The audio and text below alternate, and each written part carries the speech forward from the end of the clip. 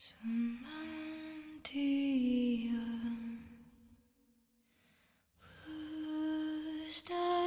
pustaremo sefamelana.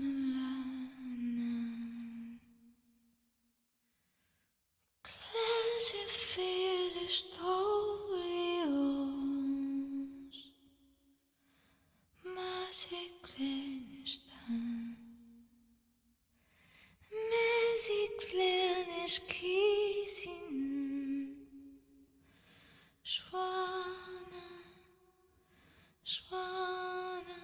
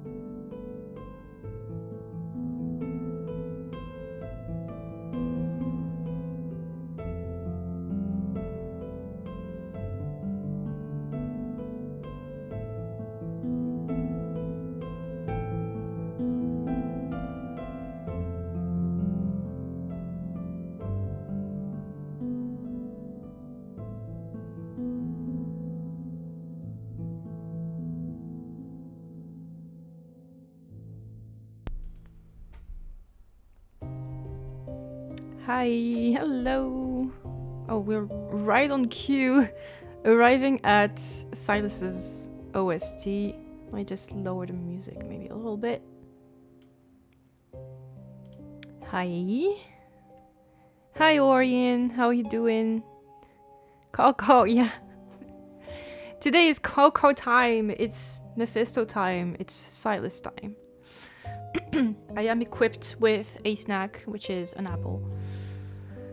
And water, because there's going to be a lot of reading.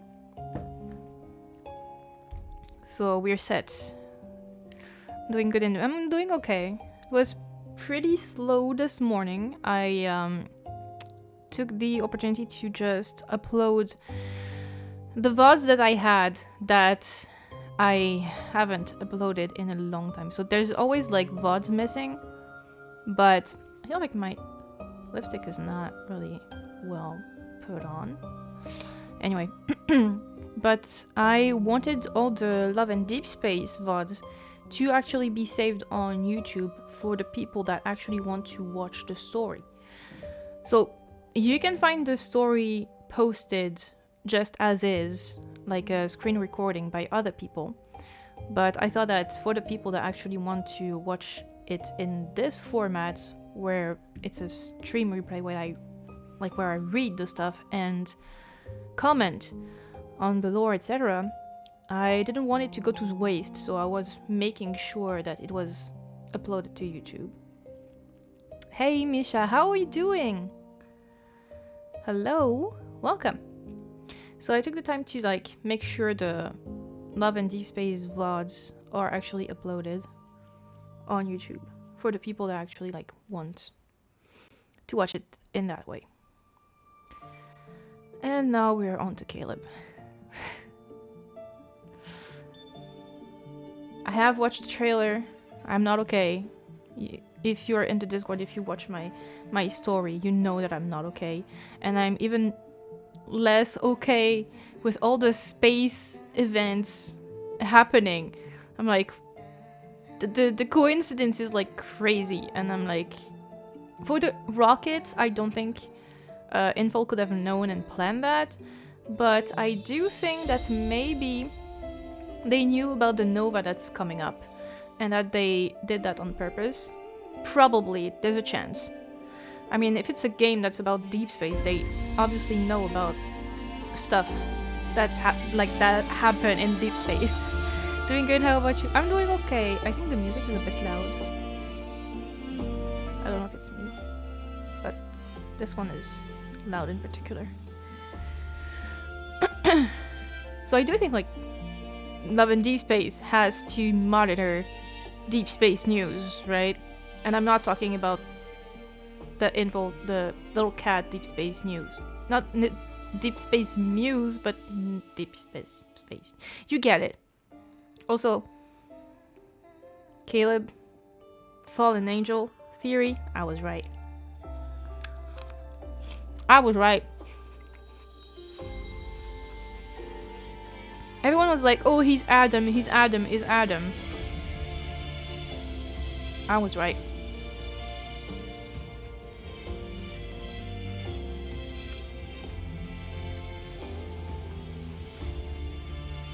So today the plan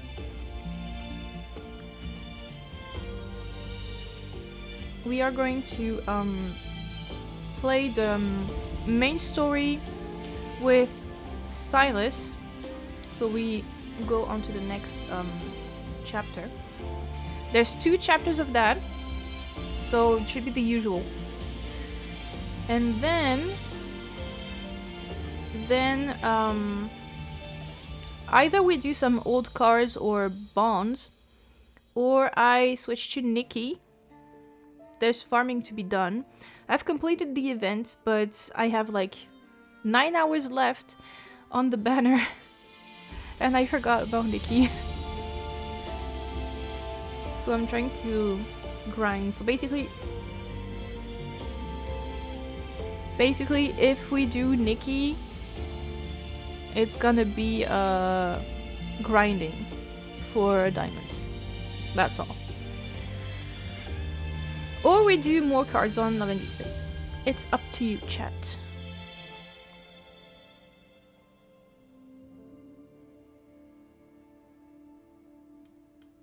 Alright. Now it's time to turn on the sound of the game. I think it's a bit loud, so I'm gonna put it half and you tell me if everything is fine. If everything is working, I'm not gonna cut that, or you're gonna have double sounds. Orin says Nikki. We'll see when we cross that bridge. I'm not nodding off, I'm working as well.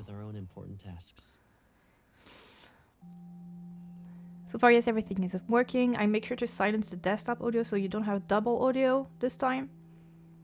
Alright. Everything seems to be set.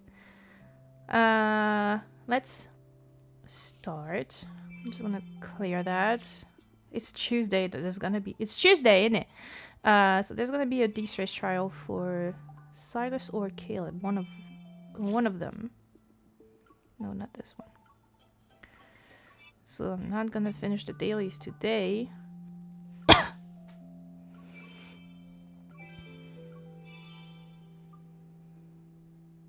mean, I'll finish them, but later, because Deepspace trial. And we saw that my phone doesn't like streaming combat. It gets a little bit too much. Oh no, yeah, okay, it's Sylus today, so it will be later. And this one. Here. The immediate Tuesday. It's Tuesday, ain't it? Ain't it, bruv? I cannot say Tuesday without being like Tuesday, ain't it? 25 days. Free Deepspace wish. Wish we... Okay, 1 day left on that. We don't care because I already have it. Just... It's there, so... Might as well.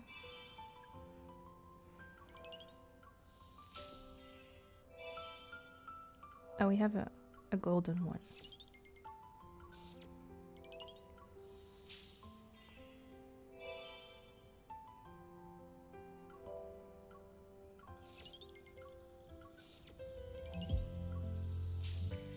Oh! So, we got 2 4 stars and one is like Dawn to Dusk and the other one is Dawn's Melody. It's about Dawn.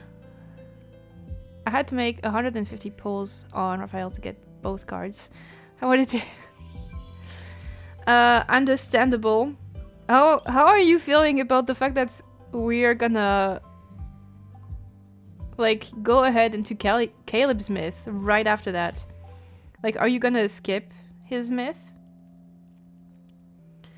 Oh, we have the login as well. Here. Now we're all set. We can do the main story. Long-awaited Revelry Sylus arc. Start with chapter 1, Ambiguous Chaos. I'm like, kind of like this, because I love this arc. Yeah, I have to skip it. I can't keep up after all the Raphael's banner. Yeah, makes sense. You have to be wise and prioritize your main. Oh, maybe I should do like a quick recap. So last time, just as a recap, in the last chapter of the first arc of the main story, remember that we made a master plan with the help of Xavier and Raphael to get ourselves kidnapped as a way to enter the N109 zone, because we want to meet Sylus and Onychines, because we want more information on the ether core that we know is inside our body right now. So we want to find answers. So The plan was successful. We went into the nest, and we successfully got targeted and taken into the N19 zone. Hello, how are we doing? Hello, Percy. We're doing okay. We are doing the Sylus arc of the main story.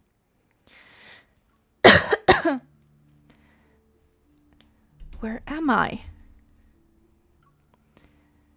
The rocking car is filled with the... I just noticed that the first thing she says is, where am I? And the blurry scene with Sylus, the first thing she says is, where am I?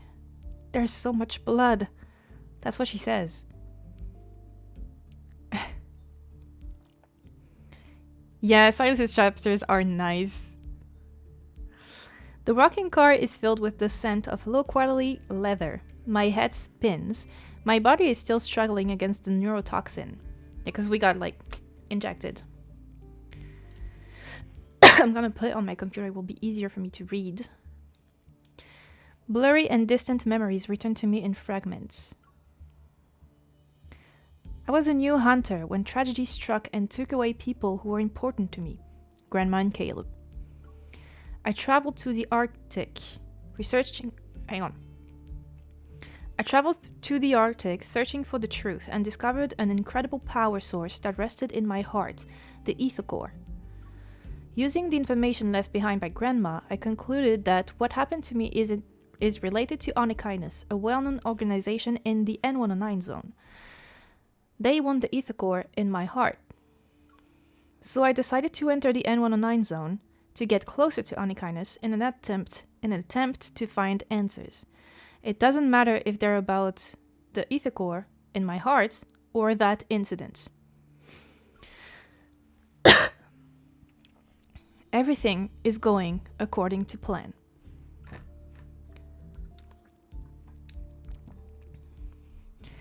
I brought the most valuable bait, the ether core, deep into the abyss that is the N109 zone. Whoever takes the bait, will this person be the one I'm looking for?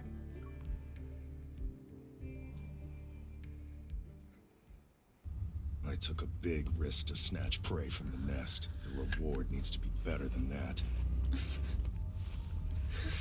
You sure this is right? I've dripped down a The signal. inhibitor should have taken effect by now. I'll wait a little longer. Just my luck. The car broke down all the way out here.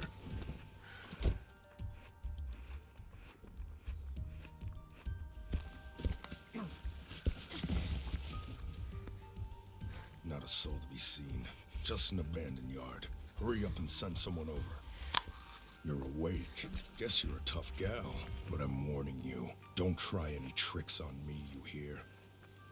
So you're just a middleman. You working for people from the N109 zone? Shut up. Let me inspect the goods before I hand you over. Where did you hide the ether core? Kidnapping Onykinus' prey without letting us know. That's not exactly polite. Who's there? Onykinus. She's ours, by the way. We called dibs a long time ago. That was fast. I'm really curious. She's brave enough to drink from a broken glass. What will she do when backed into a corner? The twins! You're pretty bold for releasing information about the ether core in the nest like that. Explains why Boss is interested. Hi, Kieran. I see. Sylus sent you. But the ether core is mine.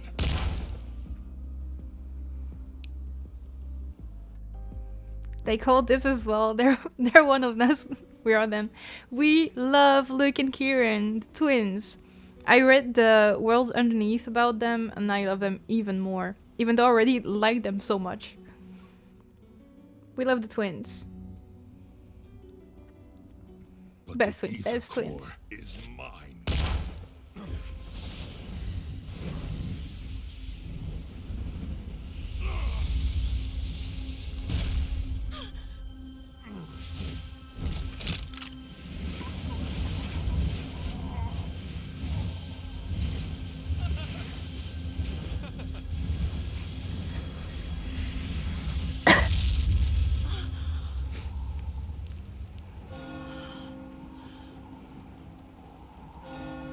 He just ate that guy.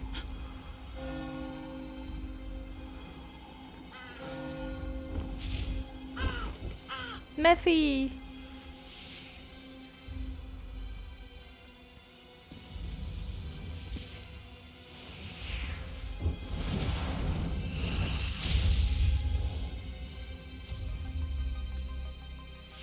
There he is, the Take out man. the vermin that are still running amok. Yes, sir. So, he's the head of Onakainas. If this information is leaked, we might become Onakainas' next target.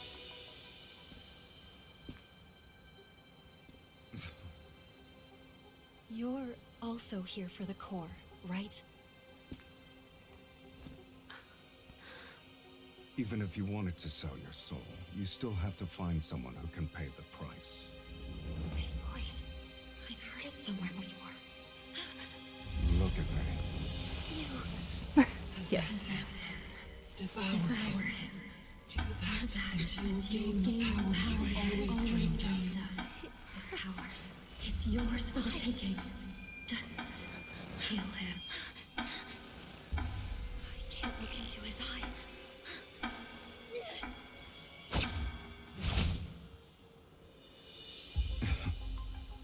Is this how you greet a new friend? I am. I guess you don't remember anything. No, we don't.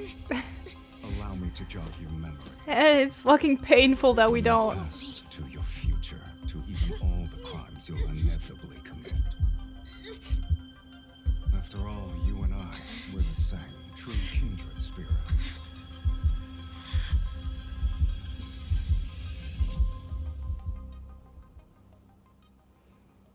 I mean, I'm sorry, but his entrance scene is just like... Sylus' chapter is... just like, wow. He's probably... Yeah, I think he has the best chapters. The best, like, entrance and all. Like, how is that, like, not the coolest entrance we had? Even Caleb's, the Caleb chapter, where it starts, is like... It starts so slow and low-key, and then you have Caleb's entrance, but, like, you know, like, it's not the same as Sylus. Let's go into the loot box. Okay. I should look at me. Kinda, yeah. The laugh that can pay everyone's rent, yes. I think he has one of the best entrances. Why am I being chased by twins? My little brothers are twins. No, but same. My family is full of twins. My nephews are twins. They're like full of non-identical twins, like boy and girl. My nephews are twins. My cousins are twins. I have other cousins that are twins as well. It's just like full of twins in my family. Sylus has that bad boy aura entrance. Like, not even like the bad boy aura, it's just like the way it's like filmed in a way.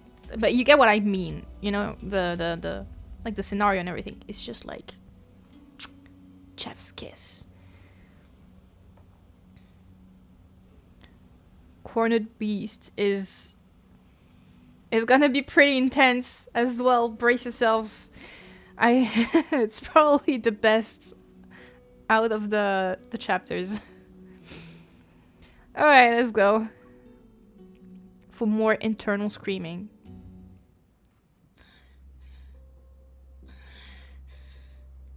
"3 days, but we're still unable to achieve even a simple resonance. How disappointing. What do you want? You went through all that trouble to enter the N109 zone. I must fulfill my duty as your host."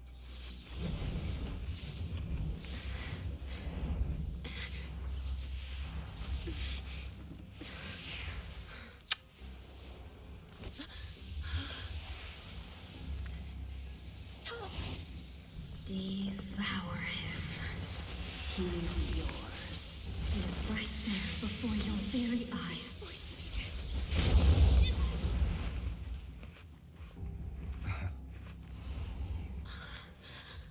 It's a shame your evil has deteriorated into its current state. Crocodile tears. My family's deaths. Look here. I'm pausing, I'm sorry, but you have to look. Look at his face. Look at his eyes. Look at his expression. Does this look like somebody who's like being an evil bad guy that takes pleasure in torturing the person? Like torturing, because he's just like trying to get her to resonate with him. He's so sad. Yes, there's no crocodile tears. He's actually like heartbroken here. You can see the pain on his face and in his eyes. Because he remembers. And he's like, she doesn't remember me. And her power really has deteriorated compared to what it was before. Because she inherited his power. Because they share their soul. Like, you can see the pain on his face. I can't understand people be like, oh no, he's like so rough and angry and he's like in so much pain. You're behind them, right? Family. The people closest to you might be the ones who want to kill you the most. Shut up! Right now? I just want to kill you myself. Will help you in a fight against me. Your courage is admirable. You're lucky I don't like picking on the weak, kitten. What are you doing?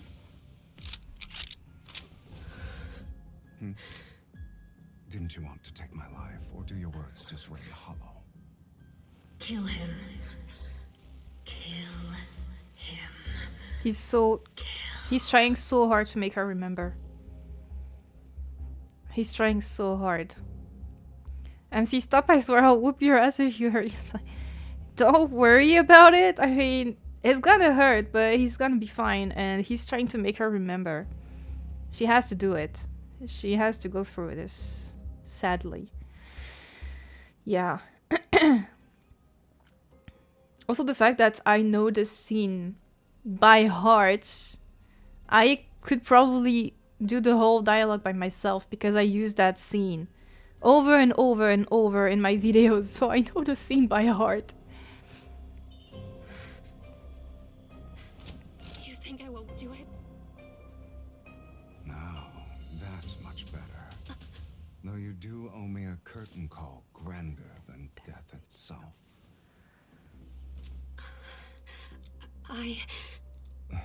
Why are you trembling? Has your resolve already begun to falter? You weren't just bluffing, were you? Of course not. It's just... Want some help? Yes, no, maybe so. Iconic line. No. But it's actually him who pulls the trigger. She says no, but you can see that it's him pulling the trigger.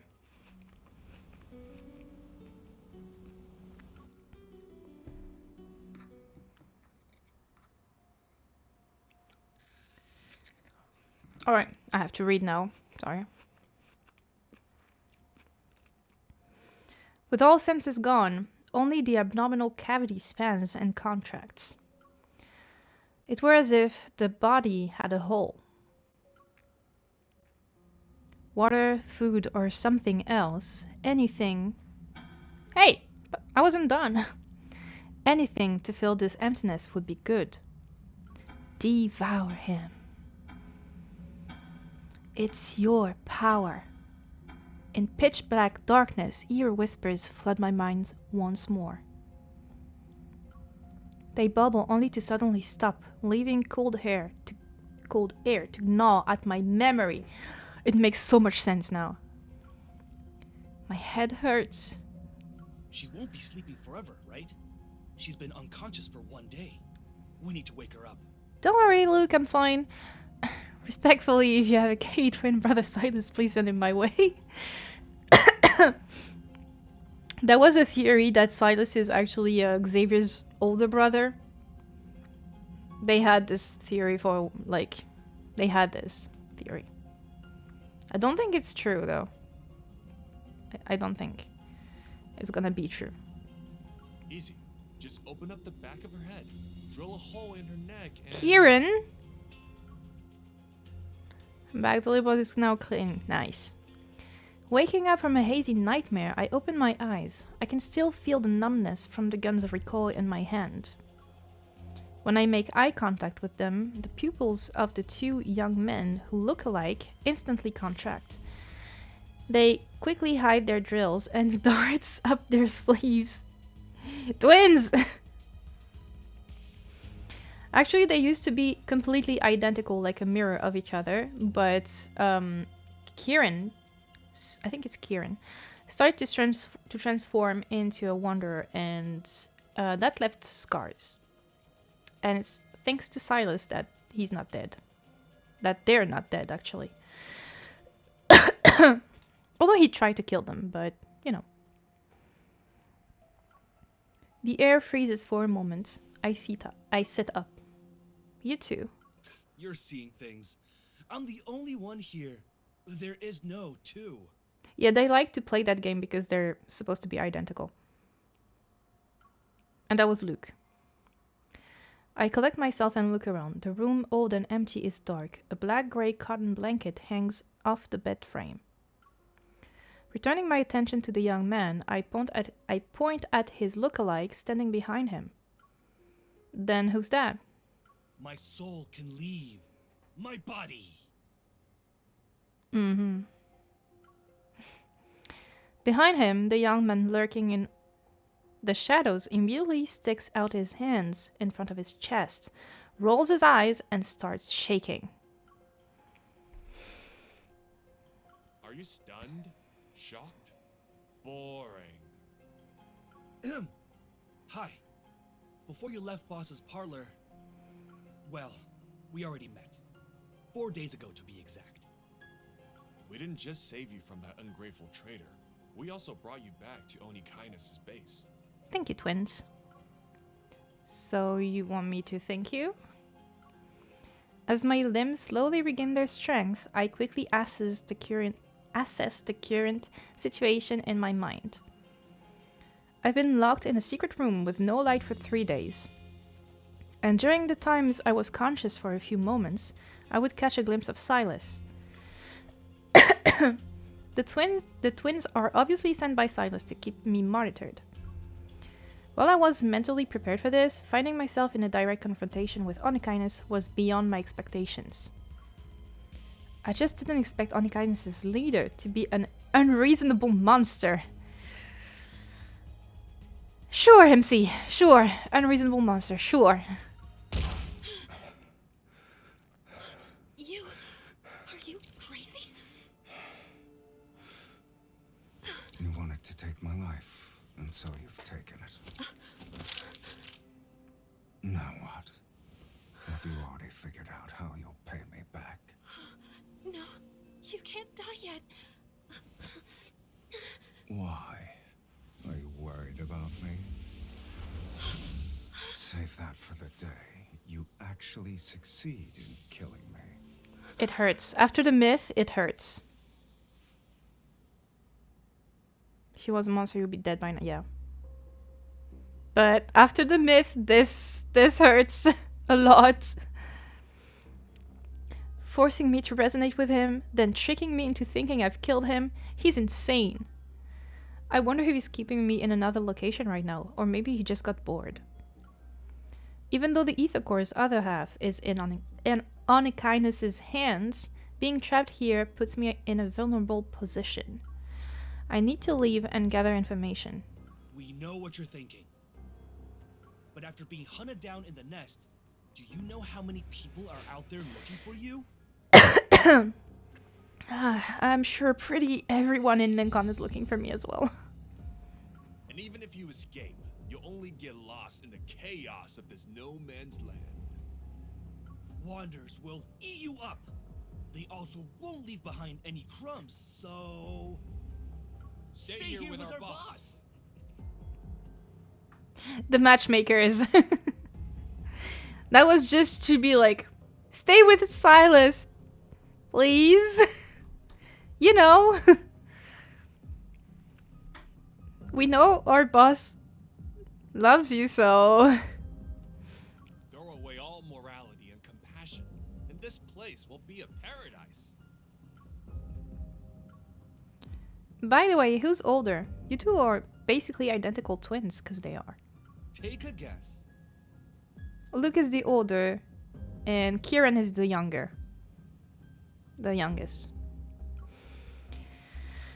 I love this. Yeah, me too. Could you come closer so I can get a better look? Maybe it's because my voice sounded so sincere that his lips curled. He saunters over without even a hint of suspicion. When he's within reach, I pull out a laser pointer and hold it against his neck so I can threaten him. Hey, what are you doing? Have you heard of the XT7, the Hunters Association's latest weapon? Whether out of recklessness or carelessness, Onykinus didn't search my body. It's a high-powered laser that can penetrate your skin and vaporize your blood. The good news is that it's quick and painless. The bad news is that you'll be losing a lot of blood from your neck. Are you squeamish? Kieran falls silent for a moment, then presses the door handle and moves aside. To my surprise, the door opens just like that. Why are you staring at me? Did I say you weren't allowed to leave? They didn't say so. They said that I should stay with Sylus, but they didn't say I couldn't leave.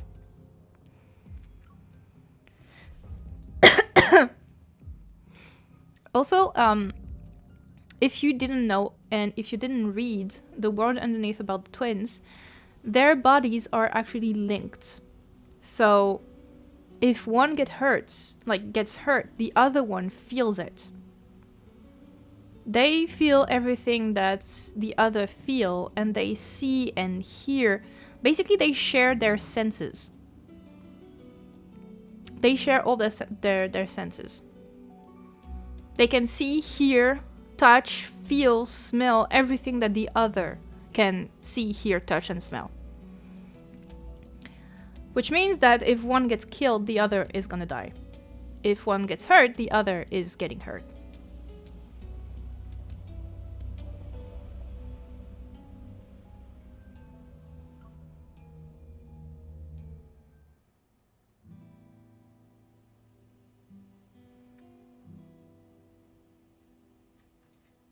Okay, just go straight down the hall and you'll see the exit. I let go of Luke, still afraid. He rubs his neck and heads over to Kieran's side. But I notice his gaze is full of curiosity and desire for the laser pointer in my hand. Do you want it? Here. Not expecting me to be this generous, Luke reaches for it. He's surprised. Really? That's very nice of you to just give away a hunter's secret weapon. It's a laser pointer. You... The thing is that they are trolls, but so is MC. I flash my own playful smile right back at him. Did I ever say it was the XT7? They took twin telepathy really seriously with this one. It's actually a whole experiment that Ever has on twins. And it has actually like a big chunk of lore on the fact that Ever is making experiments on twins. Specifically twins. And we learned something about another character that we're gonna meet later. But it also makes me wonder about Caleb, because Caleb's constellation is like his star sign is Gemini, which is the twin constellation. So I'm like, does Caleb actually has a twin? Maybe not, because like, you know, I don't think every experiment was on twins, but the fact that they gave him the Gemini star sign which is the constellation of the twins. I'm like, this is suspicious. Especially with the, like, old Caleb, new Caleb, like, the fact that he has, like, two faces, basically. Like, the kind and the evil one. So I'm like, what if it's just, like, more than that and Caleb actually has a twin? And I even thought, like, wait, is MC the twin? So they wouldn't be, like, blood related. It would be, like, I'm pretty sure at this point that they were engineered. Like, they were created, not born. So take twin as created on the same day and from the same source, which he says in his trailer for the myth, by the way. Not like Luke and Kieran, who are actually real twins, like really genetically twins. So I thought about that and I'm like, I don't think they're gonna go for MC being the twin because it's a bit like too dodgy. Like, they're already kind of walking the line about the fact that people, like, I mean, people interpret it like that, my god, he's the brother figure. This is like, so icky, but they're actually not, you know? So I don't think they're gonna go for that, especially when MC is qualified as a unicorn. So she cannot be a twin. So maybe Caleb has a twin. And that guy from Ever that we saw with Raphael, everybody thought it was Caleb. But what if it's not Caleb, but his, like, maybe twin? Because he looks like him and he sounds like him. But it wasn't him. It doesn't look like it wasn't him. Like it was him. Oh, we don't know MC's past. We don't know MC's past, but we know that she was qualified as a unicorn. They literally said that she was a unicorn. So, I don't think she's the twin.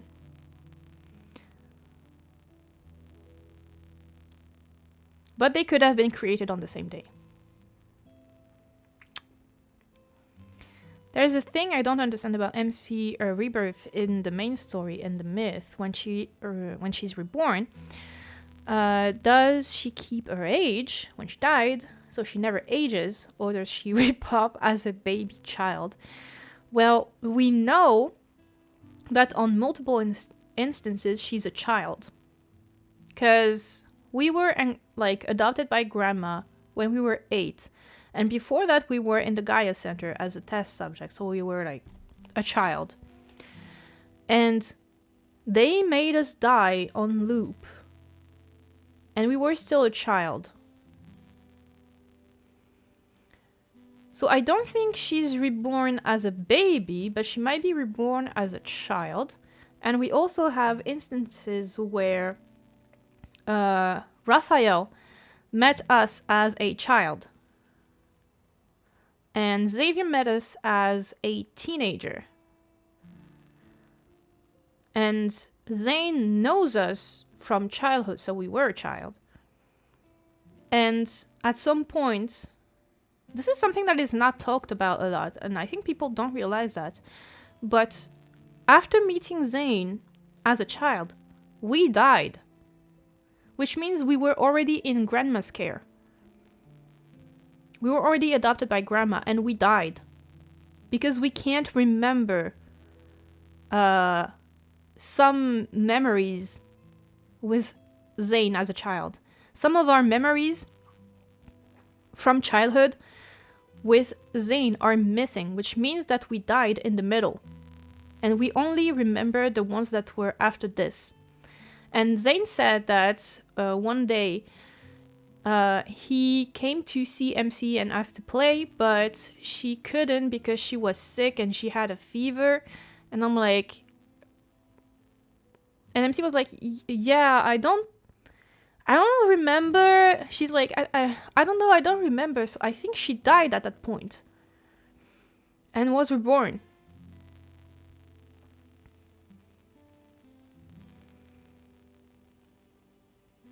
So I don't know exactly how it works. Maybe there's a time time lapse between the death and the rebirth, or the way she dies. I don't know. Where it resets and when it doesn't reset, I don't know. I thought it was because her memories were blurry after the Chronor catastrophe. No, I think that she died at some point in her childhood after being in Grammascare. And she was not stable. Maybe the stability of the ether core also has a play in how she gets reborn. I don't know. It's like blurry, but we know that she lived as a child on many instances, but also as an adult on many instances, so it's pretty hard to say how it works exactly. Anyway, I'm gonna carry on for now. As the two of them get farther and farther away with every step I take, I can still hear their whispers behind me. At the point, and I think it's on purpose. How far do you think she'll get? 30 meters? I bet not even 10 steps. Well, thank you. But they're not I'll wrong. say 5 then. They're not wrong. Like, I see a lot of people be like, oh, but Sylus kidnapped us. Like, Sylus is like, your precious baby angel Sylus is not all innocent. Like, he kidnapped us. And I'm like, that was the point of going into the N19 zone. That's not on Sylus. That was our plan. Sure, he was rough. Because he's trying to make us remember. Because the MC from back then... Ooh, I turned orange all of a sudden. The MC from back then when it was the dragon myth, she was reckless. She was tough herself. So he expected her to be like that. And he really realizes, like soon, even during the story arc here, that she's not the person she used to be. And then he softens up. And he hasn't done anything really bad. And if we were in a situation that we were not with Sylus, we would be dead. The only reason that we can waltz in and out of the N19 zone is because we have Sylus's protection.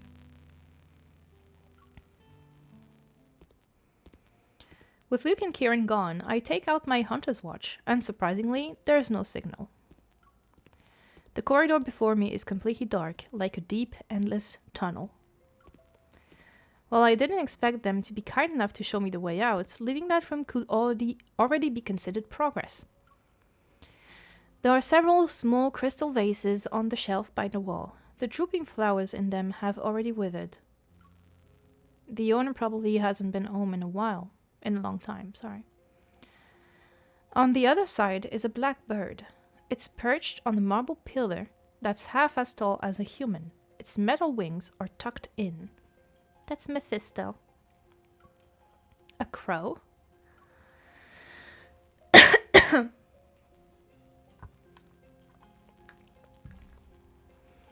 Its eyes appear to be made out of rubies. They glow with a lustrous yet haunting hue in the darkness. Its eyes suddenly move, fixing its gaze on me without blinking. It's alive?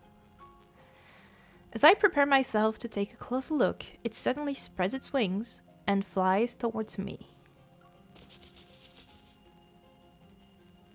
Its razor-sharp feathers barely miss the top of my head as it passes through the narrow gap of an open door. To pass through the corridor, I'll have to go there. I hesitate for a moment, then follow the crow.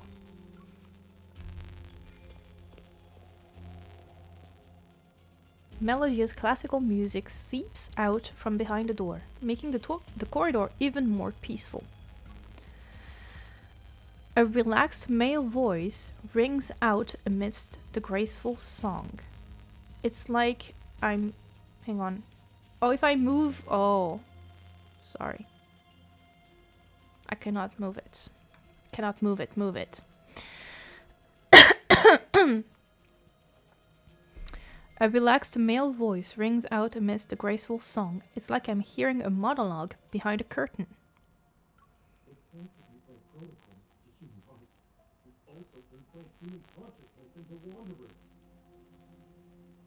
So he's talking about Xander Sciences. The little project has a name. The Fountain of the Tape. The Fountain of a Tay. Yeah. Ever. You should know I'm not interested in other people's business. And Mephisto said you lied. You're not even telling me everything. It's a shame. You threw away your last chance. Sylus? Never mind, I need to escape first. No, please, forgive me. You can still use me as a tool. Our deal is over. No. If you'll excuse me, I have to entertain a more important guest. The pleading voice stops abruptly, like a balloon that leaves nothing behind after it explodes from being filled with too much air. Sorry.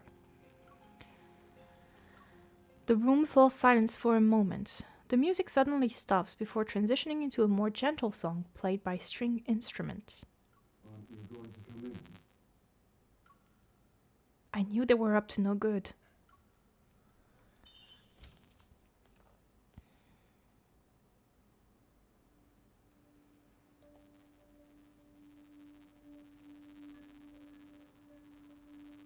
Everything is beautiful, from the clean white tablecloth to the silverware sparkling under the light to even the ice bucket with bottles of red wine. The gory scene I envisioned didn't appear.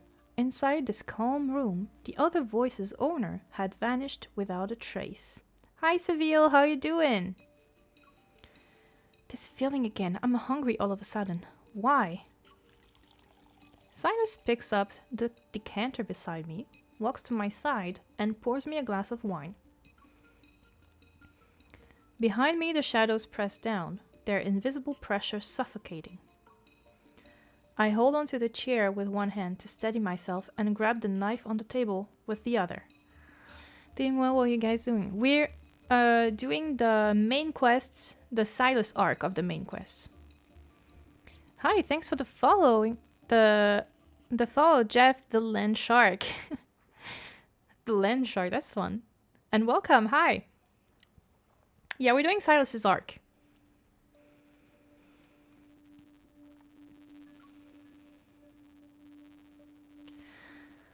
This will be useful for defending yourself in the N109 zone. Sylus coldly chuckles as he places a familiar gun on the table. Are you mocking me? I'm giving you a way out. Since you can't escape, why don't we make a deal? Glaring at him, I drink the wine to taunt him. Onykinus' modus operandi is buying and selling by force. Too bad, I'm not interested. The ice-cold liquid slides down my throat, and soon I feel a burning pain in my stomach. The wine is stronger than I thought. The audio is crackling. I don't know why, though. It shouldn't be crackling. It might be the app.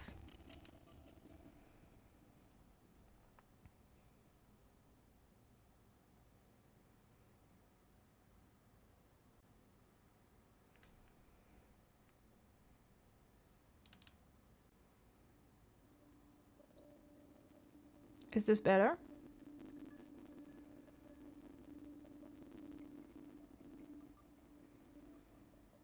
Because I lowered the sound and everything, so it shouldn't be crackling. I still can't help but chug one glass after another. Hungry and thirsty, it's as if I'm trying to numb myself with this sensation. What you feel is greed, MC. As long as you have desires, there will always be deals to make. With his crimson eyes full of malice, Sylus flashes a hint of a smile. His tall figure blocks out some of the light, and I can see his right eye starting to glow red. It's worse? Alright, I'm gonna restart the app then.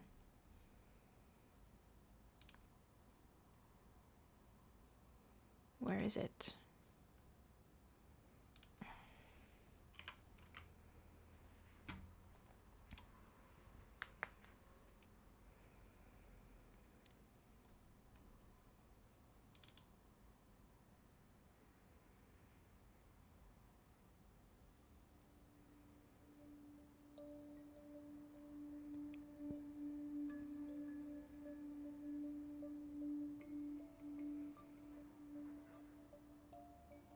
How is it?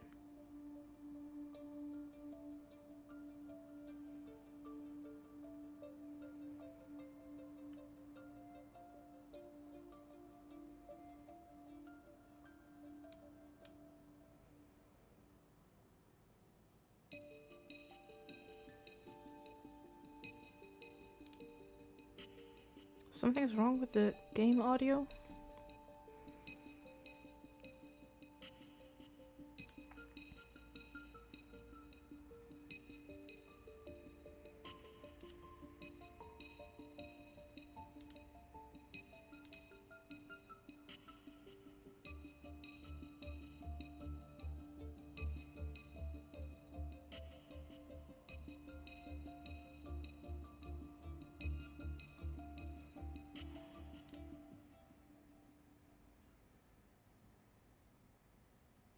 This should be fine.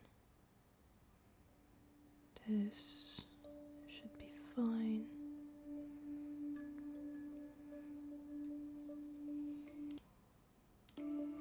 Is this better?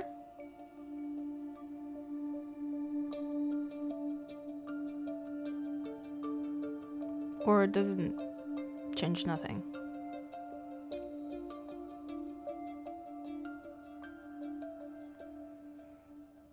I am now officially an E2 Jipart owner. Just got his E2 on standard. Oh, nice.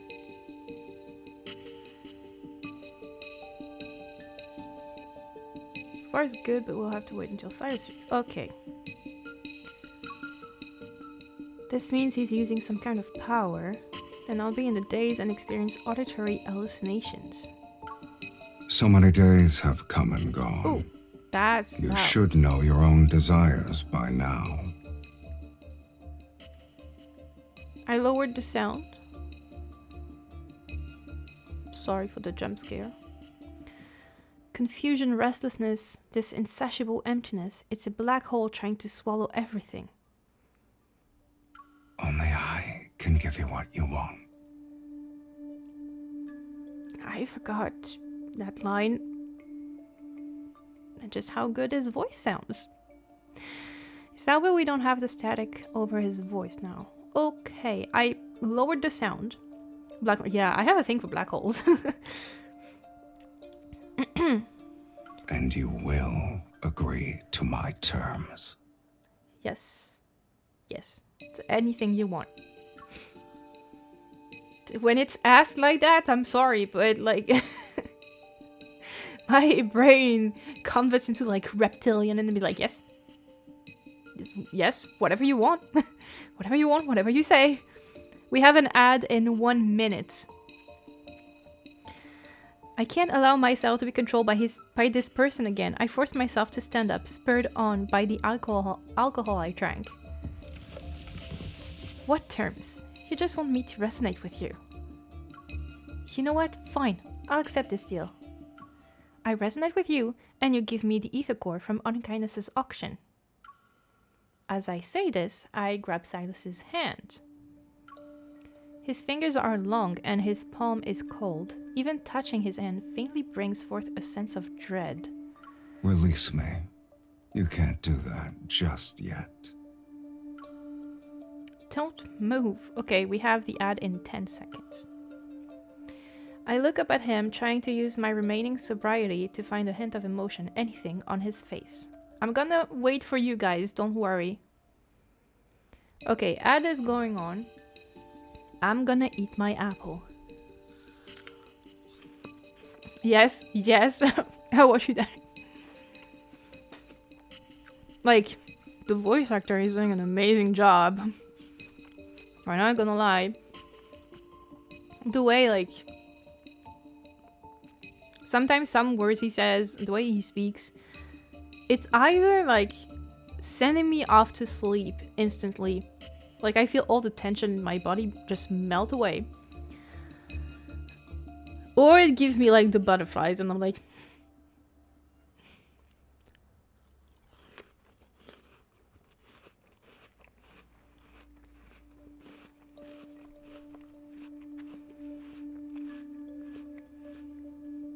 His voice actor is really good. This is the last bit of apple. It's a big one.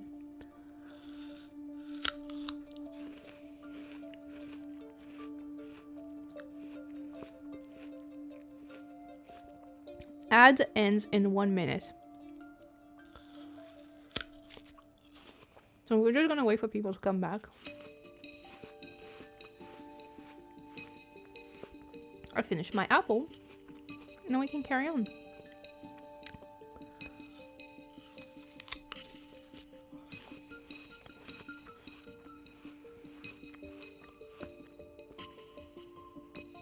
The English voice actor is incredible.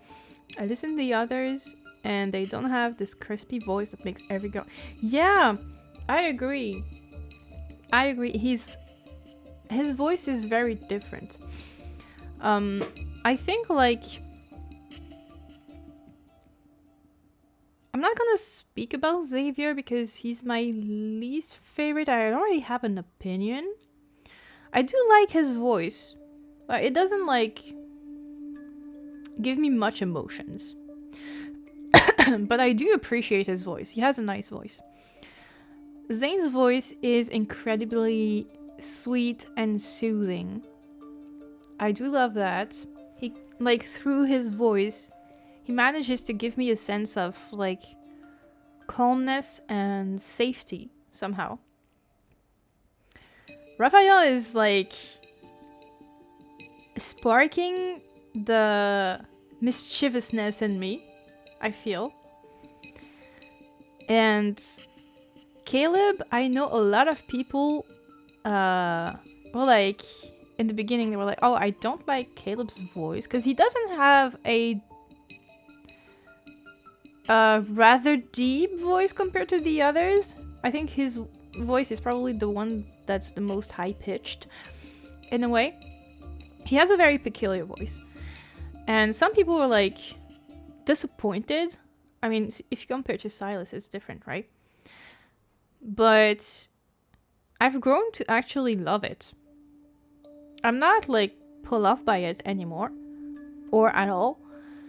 And if you listen to some cards like the Secret Times and everything, he's got like range, not in the sense that going low or high, but in the emotions that he can convey with his voice.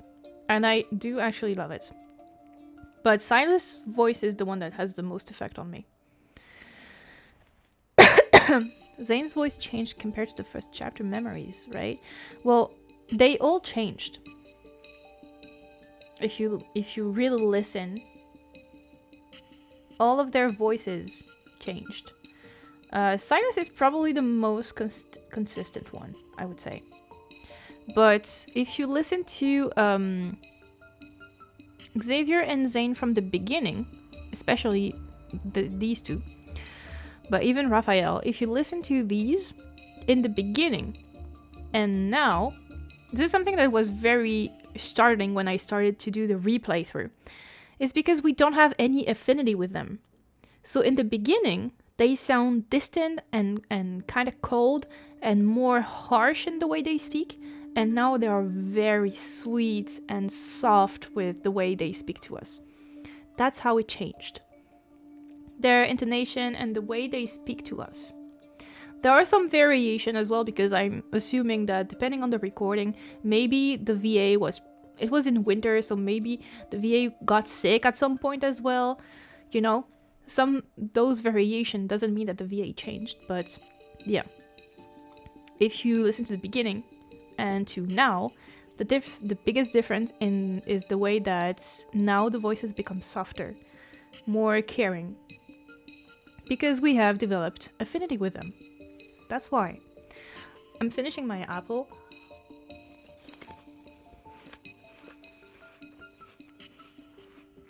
And then we can carry on.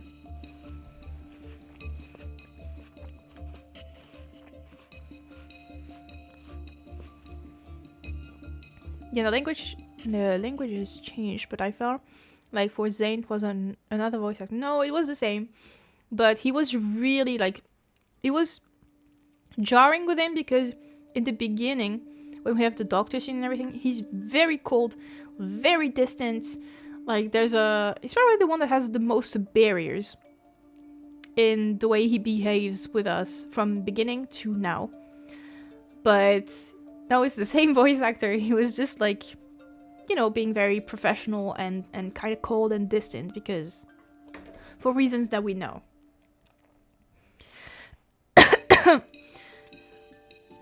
So I was saying, I look up at him, trying to use my remaining sobriety to find a hint of emotion, anything, on his face. For a moment, a complex, incomprehensible struggle appears in his gaze. What could be the source of that? Where does the power in his right eye come from? Why does it feel so familiar to me? Is it related to the ether core? Time passes ever so slowly, and just like these past few days, nothing happens.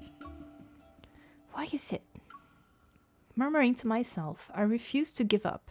I grab his hand and hold it like I'm squeezing a pump. The invisible pressure becomes stronger and stronger. The influence of alcohol gradually subsides, and I realize I made a very dangerous move.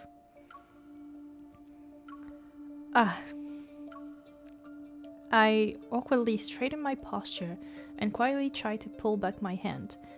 Yet, he grips it more tightly. Maybe I've been too nice to you. My fingers were firmly clasped. I couldn't move them at all. Let go! Even if you keep holding onto me like this, I can't resonate with you. It's not something I can just do on a whim. After all that arrogance, it seems like you can't even control your own ego. At the very least, it doesn't want to be activated in front of you. Sylus stares at our interlocked hands blankly for a long time. And finally, he slowly lets go. It must be like so painful for him. I rub my wrist as I take a few steps back. My breathing and heartbeat gradually return to normal. We were at a standstill, then, with a thoughtful expression, he leans back in his chair and looks at me. Just as I thought. You're too weak. Why, thank you. Where does he get all that confidence from to make such a conclusion? Is everyone in the N19 zone weird? Sylus pinches the area between his brow, then wraps his knuckles on the table. Eat as much as you want. He says those words like he's giving out an order that won't be questioned. What? Are you? The word insane is on the tip of my tongue, but I force myself to stop talking. I turn to look at the long, seemingly endless table behind me. It's filled with countless exquisite dishes, the lavishness almost dizzying. I'll give you 10 minutes. After you're done, come find me outside the base's entrance. You better hope our deal is successful. Otherwise, consider this your last meal. Great.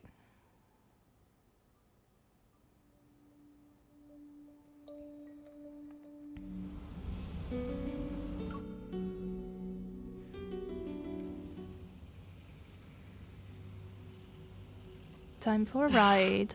I must have been really drunk to make a deal with this monster.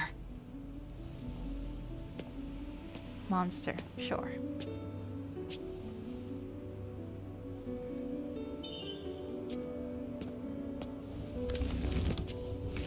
Are we going to experience the sights and sounds of the N109 zone? Do you have 9 lives? Curiosity killed the cat. Then I shouldn't go.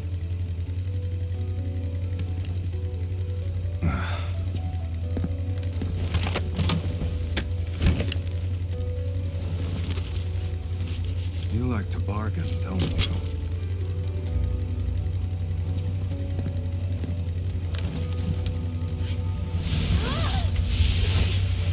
Yeah, MC calling him a monster But you're is not yet painful. qualified. Are there no speed limits in the N109 zone? So, spoiler, there was a speed limit. It was like 50 kilometers or something like that.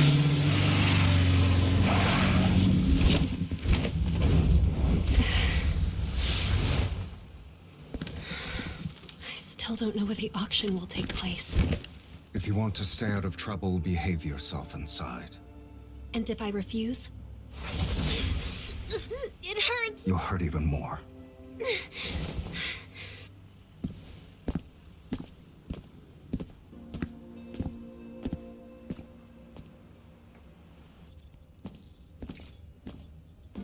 Who is it? If you want to order something, bring your own protocore. I won't accept anything that isn't high grade.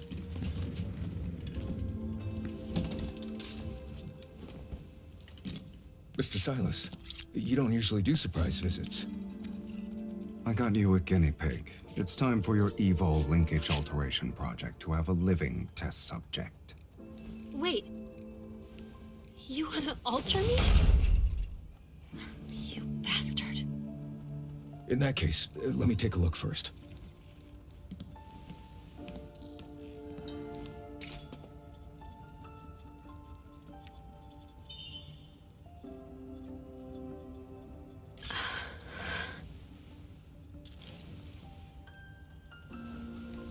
Sir, you're not actually going to alter me, right? I'm just a normal evolver. Trying to bargain with me is pointless. No one can change Silas's mind. We'll see about that. You have the resonance evil?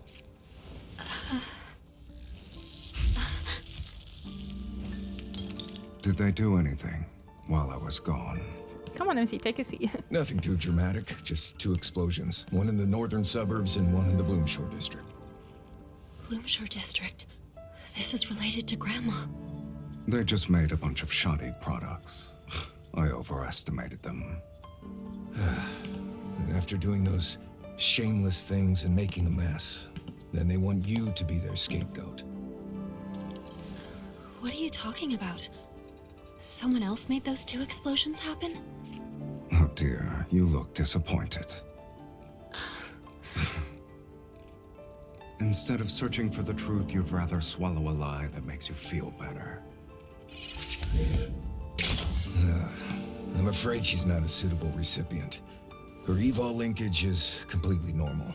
Only the strength's been suppressed. Did someone put in a suppressor? I don't think it's physical. It's not my fault. I can resonate just fine with others. And that thing I asked you to alter, how's that? It was difficult, but the maximum energy burst value has been increased tenfold. That's a little thing? Yeah, little thing.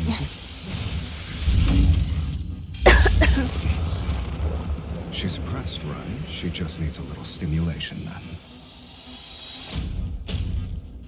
That's not how it works, Sylus. That is not how it works. So let's skip the battle.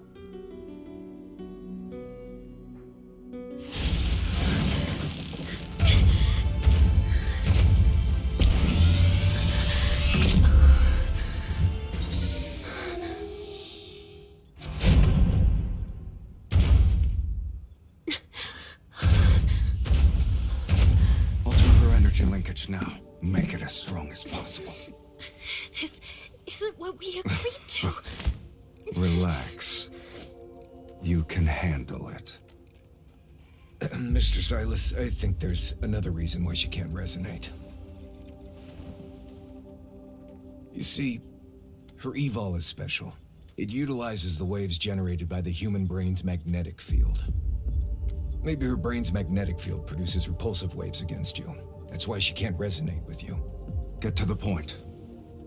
To make a long story short, on a subconscious level, she's either rejecting you, scared of you, or, disgusted by you. The pain! The pain! Even if she undergoes alteration, you won't be able to Sylus. resonate with her so long as she's still hostile toward you. He wants his wife back, yes. He wants his soulmate back. And Mr. Sylus, if the alteration fails, she will be completely ruined. We need to address the cause first. Thank you, Philip.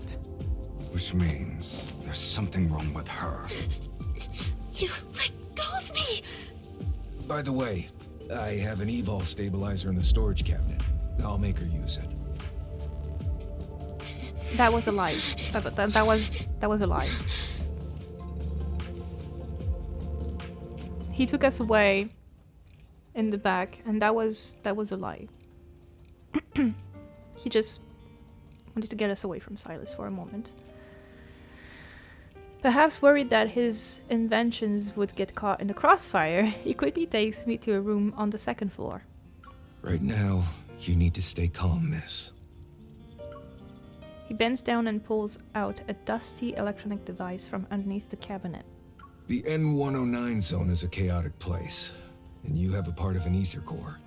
Accompanying him is the safest option. You know I'm carrying an ether core? A burst of red light appears and scans my old body. Several windows pop up on an old-fashioned display screen, which shows the data is being analyzed. Hi, my username wasn't available. Hi, welcome, how you doing? Sylus, I'm so sorry, MC, move out the way. You can't appreciate nice and respectful men when you see one. It was so hard. The way I desynchronized with MC on the Sylus chapter, honestly. I was like, girl.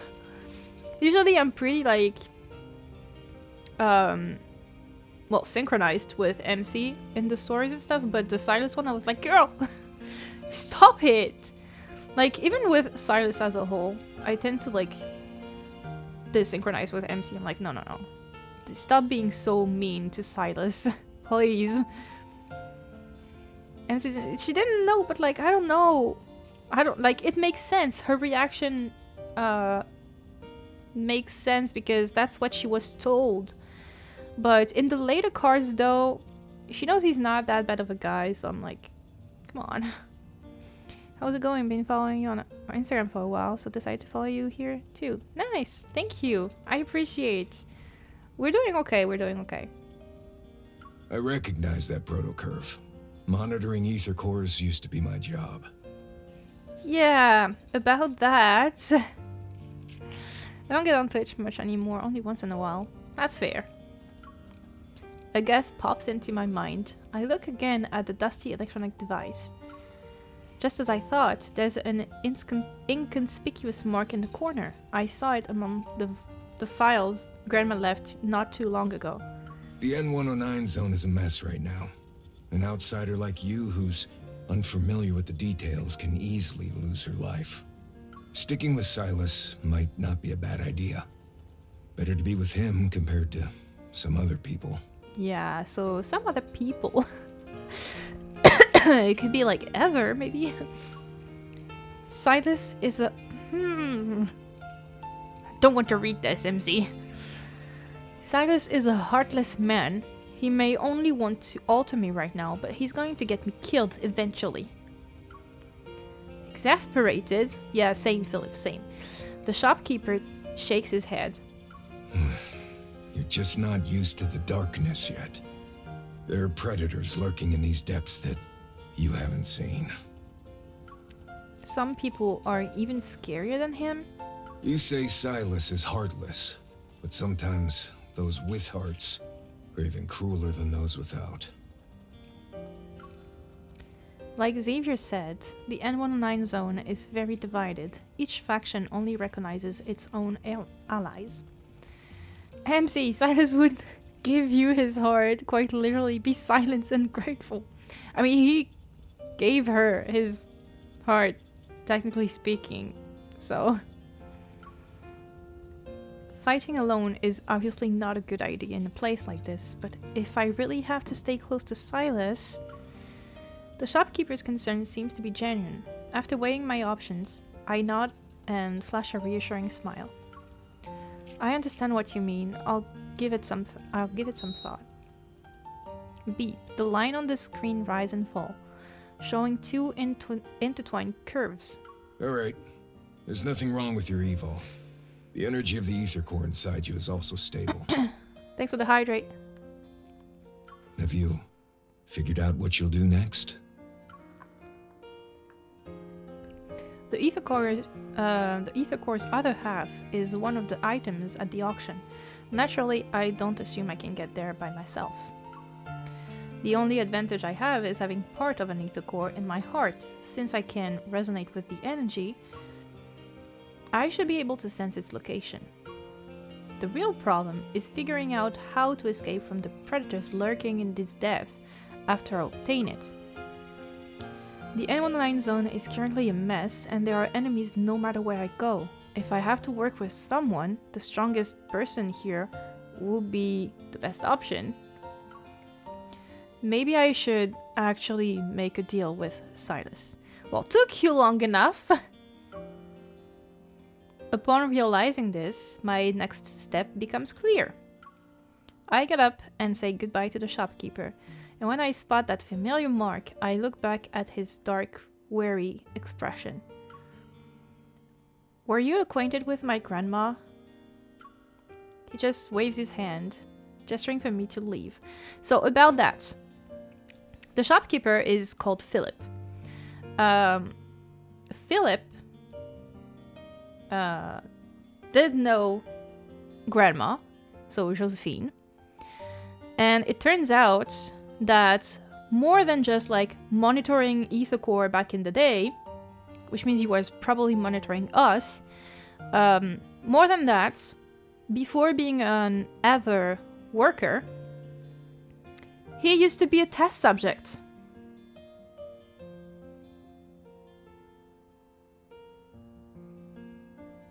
And specifically, he used to be part of a pair of twins they experimented on.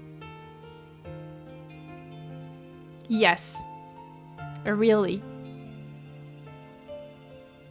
He used to be the youngest twin of a pair of twins that's ever experimented on back in the days, and he escaped. He's the only one that managed to escape. And survive, I mean. How do you know that? Where? It's in the world underneath about the twins. He's, the pair of twins is the 303 twins. Luke and Kieran are 808, and Philip and his twin were 303. And he was the youngest of the pair, and he escaped. And he managed to escape and settle in the N19 zone. So yeah. So he was a test subject. He became an ever worker. And then he managed to escape and settle in the N19 zone.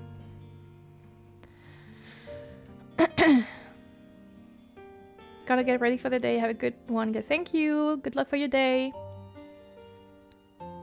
Fantastic, kid it. Fantastic. Getting Mystic Messenger vibes. Really, I don't play that game, so I wouldn't be able to tell. I didn't read them yet. I have so much. You have to read the word underneath. It's like the biggest source of lore. That and the anecdotes. So yeah, Philip, like I knew he was from like a worker from ever, because he says that he's like his job was monitoring Ethercore, and that he obviously knew grandma. So I knew that he was linked to Ever, but I didn't know that he was a pair of twins that were experimented on until I read the world underneath. So yeah. Well, if all goes well for you and whatever happens, then I can say I've repaid Miss Josephine's kindness. See? I can feel that maybe the pair of twins was gonna be disposed of by Ever at some point. Like they wanted to dispose of the twins, like Luke and Kieran. And I think that when they said that they planned to dispose of the 303 twins, Josephine was like, oh, no, don't dispose of them. They could be useful. Like, they know stuff and everything. So she probably made it so that they started working forever for the Gaia Research Center instead of being disposed of. I think that's what the kindness is. I think. That, or she helped him after the catastrophe to stay hidden. Maybe. One of those options.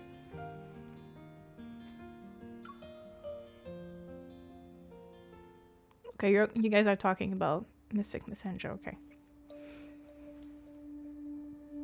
Up until now, I had always thought that Onychines was hunting down researchers who worked on ether cores before. Yes, they do that.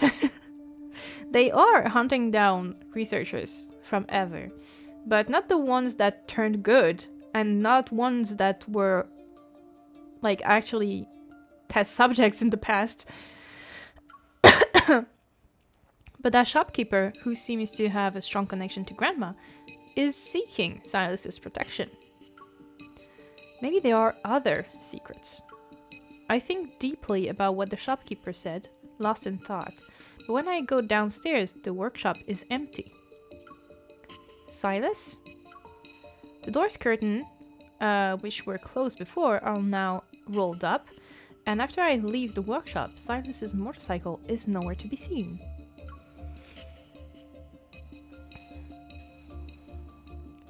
What? Did he just ditch me? Sylus? The only response I get is a faint thud from the unlit alley next to the workshop. It's probably trash that fell onto the ground. Yeah, probably trash that fell onto the ground. My goodness. MC, if it wasn't for Sylus, you would be dead by now. Isn't Philip, the last Gaia researcher, still alive though? I thought the other were killed or lost. I don't know if he's actually the last one, but he's one of the last. Just when I was thinking about whether or not I should work with him, he disappeared on me.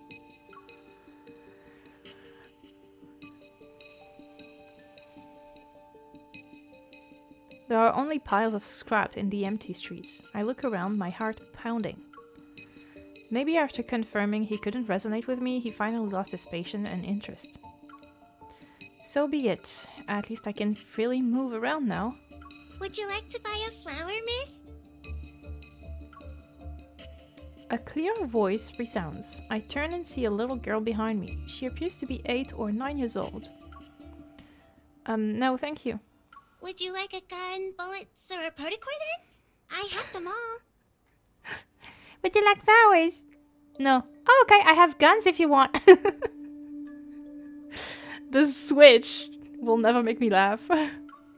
Will never make me not laugh, sorry. I don't need those either. But it might be a good idea to chat with the locals and get information about the auction. I kneel down to be at eye level and tap her basket. You know where I can buy some intel, sweetie? That's easy. Follow me. 2 sets of footsteps echo across the empty streets. Meanwhile, the sound of flapping wings can be heard in the distance. Sylus hasn't left. He's watching. He's watching all right. La petite fille aux allumettes. Non, la petite fille, elle a mitraille quoi? I look up at the sky, but I see nothing except dark clouds that obscure moonlight. Thanks for the follow, I don't know how to pronounce your name. Diander? I'm sorry if I'm saying that bad. My little fur baby has decided to join us. He says hi and wants to give kisses to me in the chat. Oh, hi little kitty. Thanks for the follow, Magnaland, and welcome. I purposely rejected my cat today. She's over there. Because she's clingy. She wants to nap on me at every stream, but the problem is that she puts her face, like she rubs her body on my face. She's very cute, but when I'm on stream and I have makeup on and she's shedding because it's spring, I have all her hair stuck on my face, and then I spend the whole stream wanting to claw my face out because I have cat hair that's tickling me everywhere.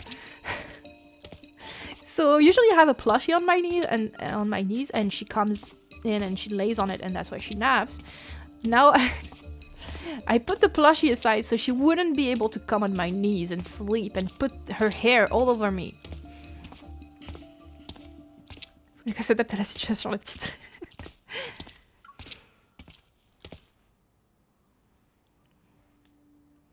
A crow perches on the street light that's been dilapidated for years. The red glow in its eyes flicker as it breathes. Yeah, shedding season. Yeah, shedding season. It's not even a long hair cat, but yeah. A few blood-stained tufts of grey fur pick out from under its metal claws. It quietly observes the two girls, one tall, one short, as they head into another filthy street. It tilts its head and thinks for a moment. Then it quickly drops its dead prey and silently spreads its wing to follow them. Lying under the streetlight are 7 or 8 fat rats, all gutted. Mixed with their flesh and blood are broken pieces of monitoring equipment. Monitoring rats.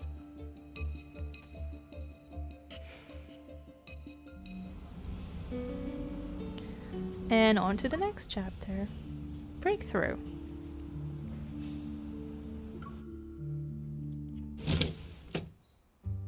Auntie, an outsider. I mean, a lady is here to buy something. Yes, the image is wonderful, wonderful. Dead rats. Monitoring rats. We love gutted rats. Under the dim yellow light, a young woman is hunched over behind the bar. Bored, she's fiddling with some cards. My cat is also really clingy. The moment he sees me sitting on the bed, he runs and jumps to me, sits down on my lap asking, yeah, basically same. In the center of the graffiti-covered wall is the establishment's somewhat gaudy name, Elysium. What do you want? A list of people who are attending Onykinus' protocol auction and a map of the venue. How much? The woman turns around, looks me up and down with interest, then makes a gesture. 50,000. Just for 2 pieces of intel? She wags her finger. 50,000 per word. Since you're new and pretty, I'll give you a 5% discount. What do you think? You're so generous. I remember with Lubar you have a 5% discount. That's what I think of. There's a useful card in my pocket next to the so-called family crest, but I'm worried that using the card could cause trouble. That's the fake identity thing, by the way. Seeing my hesitation, she shrugs and opens a door. I feel like we missed a chapter somehow. But we didn't, right?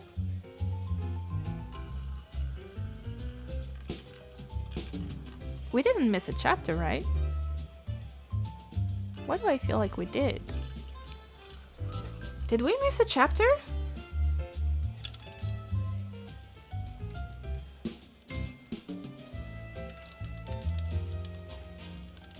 Hang on. Did we miss a chapter?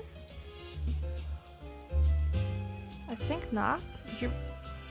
Did we actually see the scene where we get kidnapped? With Raphael? And Ever's CEO?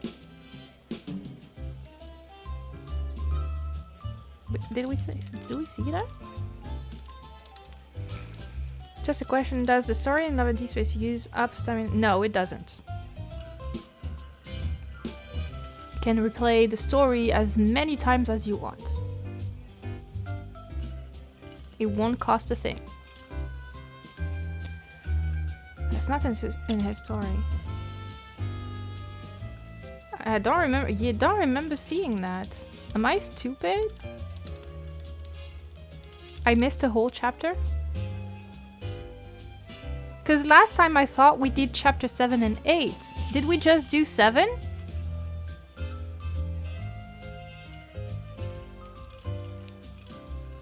Did we just do 7 and then do the birthday cards and that's it? And we didn't do chapter 8? Oh, shit. No.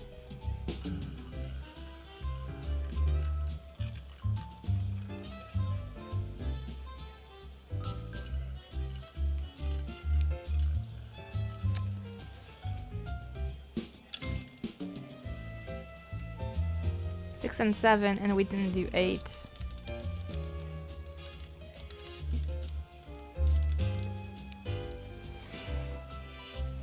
Let me look. What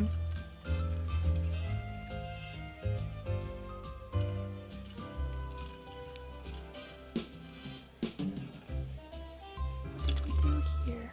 3 and 4, 5 and 6. So last time it was Raphael, we did 7. And we did the 2 birthday cards and the Sylus skincare card. But we didn't do the chapter 8.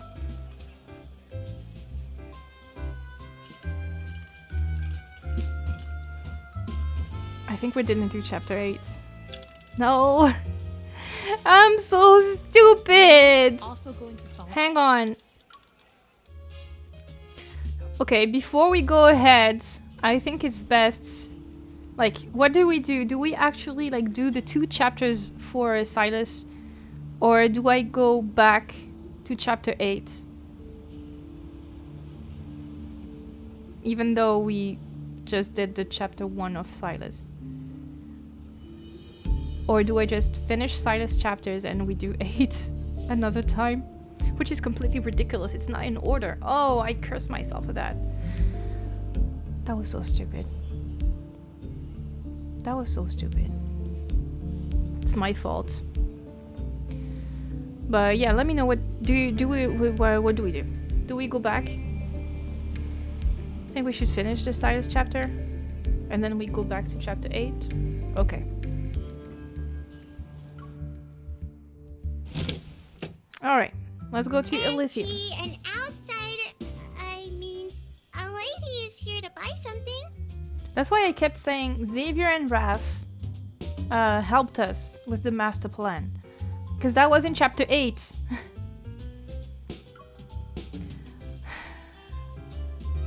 Okay. 50,000 per word. 50,000. Per word. 50,000 per word. Since you're new and pretty, I'll give you a 5% discount. What do you think? You're so generous. So there's a useful card in my pocket next to the so-called family crest. That's our fake identity. But I'm worried that using the card could cause trouble. Seeing my hesitation, she shrugs and opens the door. Loud chatter mixed with the sound of rolling dice, spinning roulettes, and cards, shufflers, fills the air. You also going to Solon Hotel tomorrow? Do you have an auction invitation? Doesn't matter if I get one or not. For something as big as this, you gotta try and get a piece of the pie, right? I heard there's going to be a treasure. If you manage to get it, you could easily sell it for hundreds of thousands. Oh, right. Do you want to go? Then ask Sylus. I heard if you give him what he wants. Only if I can find Sylus and Onychines. Haven't you heard? While he was away, big changes happened in their ranks. That explains why it seemed like no one lived in that house for a really long time. My ears prick up, but then the door creaks as it's shut. Did you hear them? Now you understand why these 2 pieces of intel are expensive. And since it's about one of the N109 zone's big shots, of course it's going to cost you. What if I want information about Onychines? She freezes for a second, then leans in to whisper in my ear. Missy, don't pry into things you shouldn't know. I still got business to take care of.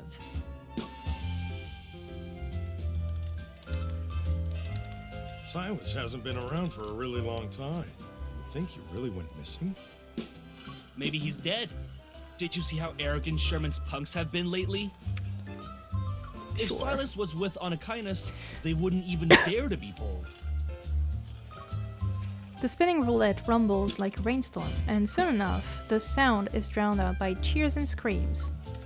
I hide in the shadow of a fiddle leaf fig, holding a stack of casino chips and pretending to watch the fun unfold. Meanwhile, I eavesdrop on the conversations around me. It seems Onykinus' recent troubles aren't fully related to the protocol action. But Sylus disappeared? Isn't he alive and running around? Recalling Sylus' pompous, covetous face, I chuckled to myself. If he died, he'd drag the entire N19 zone to hell with him. That's just how it is. How he is. How do you know that, MC? Huh? How do you feel so familiar with him, huh? Miss, I have a flower. It's for you. I look up. The girl who led me to this place is leaning against the poker table on her tiptoes. She holds a black flower. Thank you. Did you grow up here? Does everyone know Sylus? Yeah, he's a monster with huge wings that never dies. And she has horns. She probably can see his true appearance because she's a child. If I don't listen to Auntie, Sylus will find me and feed me to his man-eating birdie. Is she talking about that crow? Everyone is afraid of Sylus, yet they keep trying to make deals with him. Not to mention, he took the initiative to propose a deal with me. Maybe my evil can be used as a valuable tool against him. Alright, fun's over. Suddenly, several gunshots ring out, piercing my eardrums. Everyone looks up at the entrance. We got a party tonight. Bang. The door with broken bolts falls over, and a pair of leather boots step over it. Don't be nervous. Onykinus' important guest got lost. I'd like to ask everyone to cooperate with our search. A person wearing sunglasses walks in. He's flanked by a half-dozen gun-toting men dressed in black. The sound of guns being loaded with bullets can be heard. Shut the door and search the room. Everyone's about to be entertained.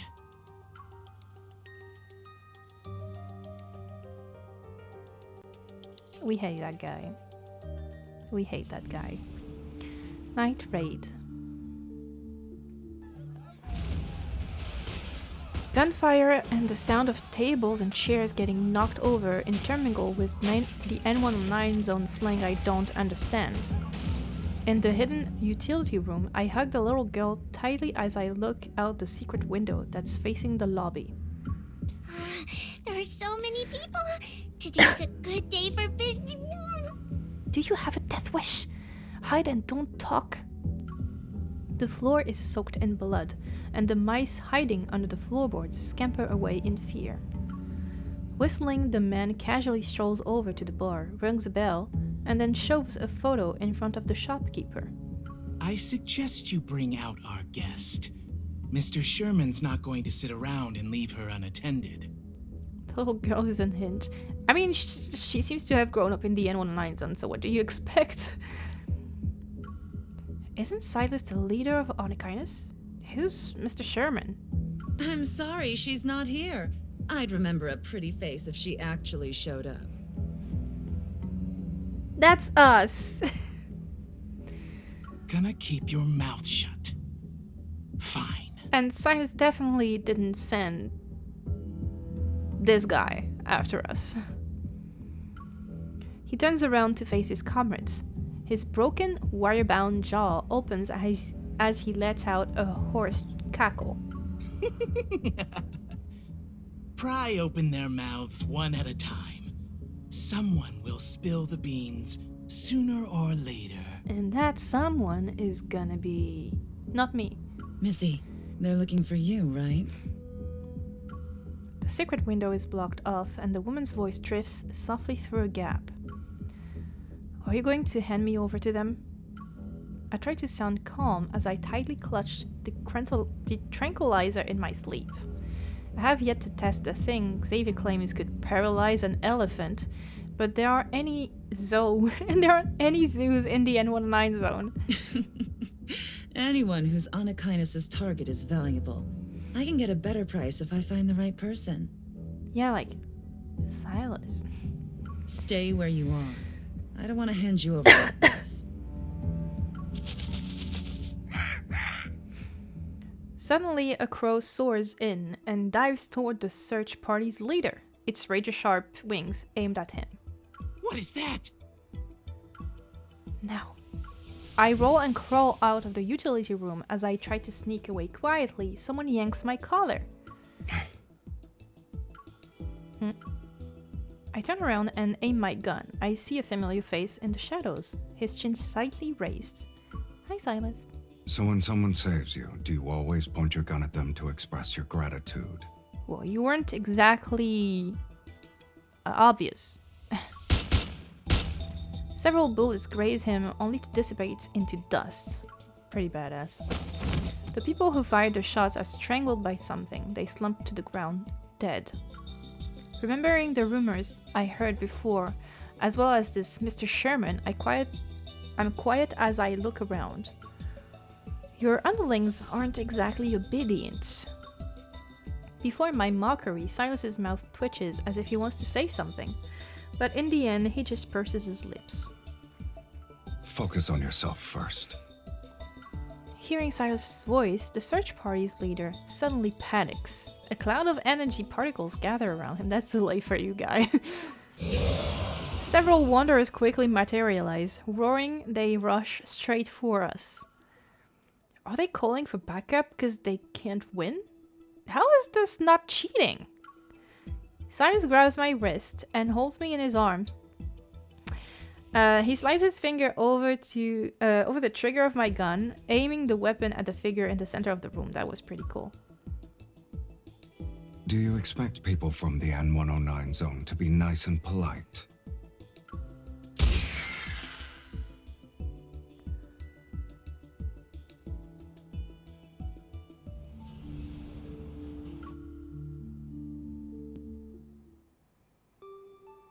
The room is a complete mess with broken objects and overturned tables and chairs strewn about. Wanderers keep appearing one after another. I fall back to the window and think about how likely we can make a run for it. We can't wipe them out. Our only option is to retreat. Do you really believe retreat is a word in my dictionary?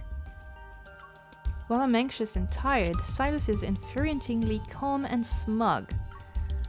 Oh, so you like being a freeloader, Mr. Sylus? Didn't you see me fighting for my life earlier? Since when was I required to investigate the files the Hunter Association had on you? I'm pretty sure he did, though. I'm pretty yellow right now. Couldn't we, like, adjust, maybe?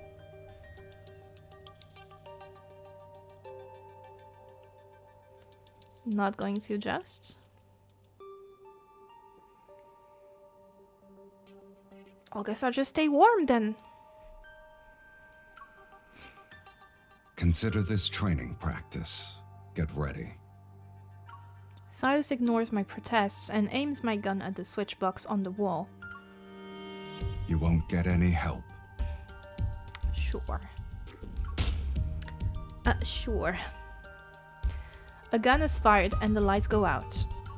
Sylus quickly vanishes, realizing I've been left behind again. Colorful curses boil on the tip of my tongue. Let's make a deal. Aren't you going to leave? I can't resonate with you. If you'd like to attend the auction tomorrow, stand your ground for 5 minutes. Hi, my Ossex. Hello? How are you doing? And should you have the audacity to die on me... He lifts his hand and puts a communicator in my ear. Then he speaks in a surprisingly gentle tone. You actually will meet your end. You have my undivided attention. Sylus is generally a good argument to have anyone's attention. Dim neon light seeps in through the cracks in the windows, illuminating the cold rain. The darkness is eerily still, freezing sound and light. I hold my breath and grip my gun more tightly. Stay calm. It's not like I haven't done this similar shooting exercise before. I hear heavy footsteps as something approaches. It sounds like a monster trampling on the ground. You breathing too loudly. So you're in the comms channel. I didn't turn off the lights to force you into combat. We're stalling for time. You really are something. You didn't retreat, right? Am I just trying to buy some time for you? He just said that. A crow suddenly caws outside the window. Its loud, unpleasant cry is familiar. I hear the flapping of wings and mechanical movement in the darkness. Sylus laughs disdainfully. Aim at Mephisto. Who? The crow. He's trying to help you. I aim my gun at Mephisto's red eyes.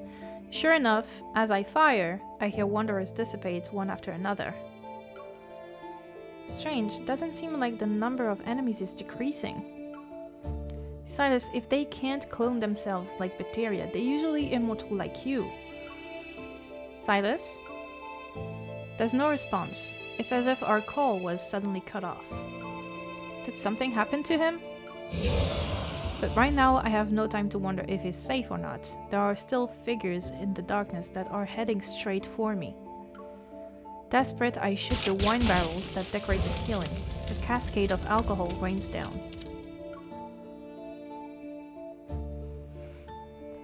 MC, why are you so slow? Just trust Sylus without questioning him for once. Please, I beg of you. My bullets instantly set them aflame. Then I hear the crackling of something burning. Yet the figures don't cry out. They don't even stop for a second. Amidst the blue firelight, I see their faces. Under the corroded, crystallized skin, they seem to have human faces. They resemble human more than wanderers.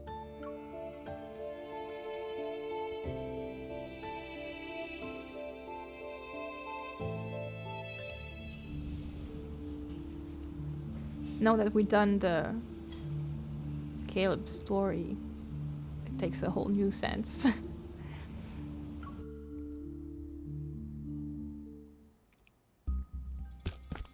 Panicked, the man flees.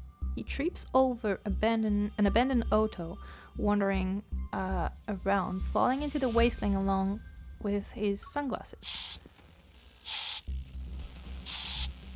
Visitors are not allowed. Please obey the security measures set in place. There are still 67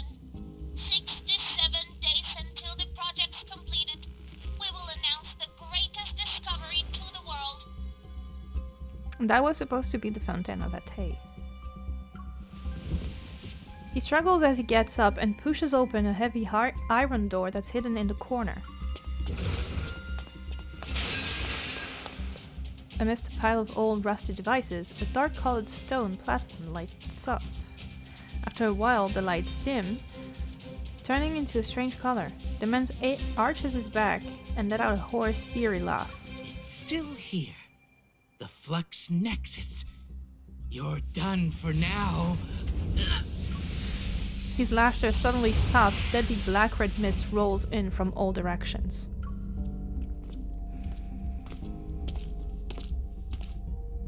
The nightmarish shadow slowly approaches from behind. The man's eyes widen in fear, but he can't move. Spare me, sir! Crimson particles land in the wastewater. The air is deathly still, yet the nearby light glows brighter. Sylus smiles coldly. The black-red mist flows into the Flux Nexus and is instantly blown to pieces from inside. Instantly, the rampaging monsters fall over and curl up into a fetal position. What happened? Were they disconnected from something? The one closest to me, with a tattoo-like mark on his chest, has been burned beyond recognition. Leaking out of its wound is a liquid that's not blood, it's more like a viscous mixture of oil and slime. These crystals look like protocores. I've seen this before. Are they humans, or... The lights turn on, which surprises me. I quietly wrap a tissue around the small crystal and hide it in my sleeve. Then I stand up. Did you finish everything on your side? Let's go. As usual, Sylus is calm. He won't be telling me what he was up to, it seems. Thank you for your patronage. Please be careful out there. We just destroyed her bar, but it's fine. The shopkeeper appears from who knows where, waves happily, and suddenly gives me a big hug. With one hand on my shoulder, she opens my pocket and places a small storage device in it. You really are a special person, Missy.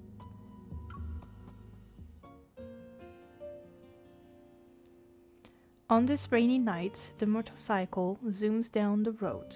As soon as we return to Sylus's base, he leaves me to do who knows what.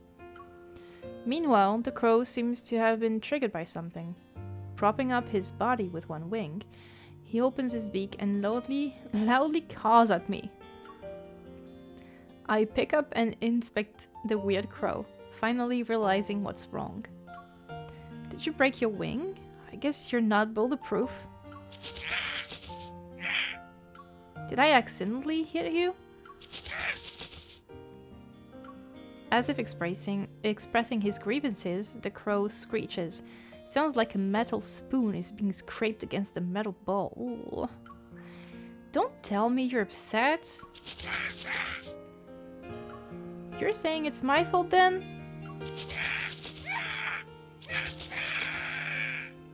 I am arguing with a crow.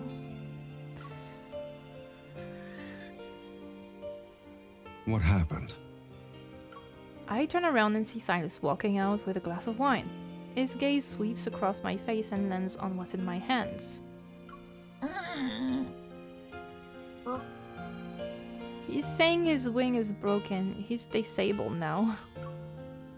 You learned how to speak bird in just a few hours. I'm just explaining the situation on his behalf. Sylus takes the crow from me. My sympathetic gaze follows him. Okay, I'll admit I might have accidentally injured your pets. How should I compensate you? Poor Mephi, poor Mephi. His name is Mephisto. He gets very upset if you call him a pet. He's not a pet. He's a surveillance camera. We have an ad coming up in 1 minute. I'll make sure to stop before it starts. Did something strange happen before they attacked? I reluctantly swallow my retort as another flame of anger is ignited. You should ask Mephisto what happened. You made him follow me around for observation. True. You're not going to deny it?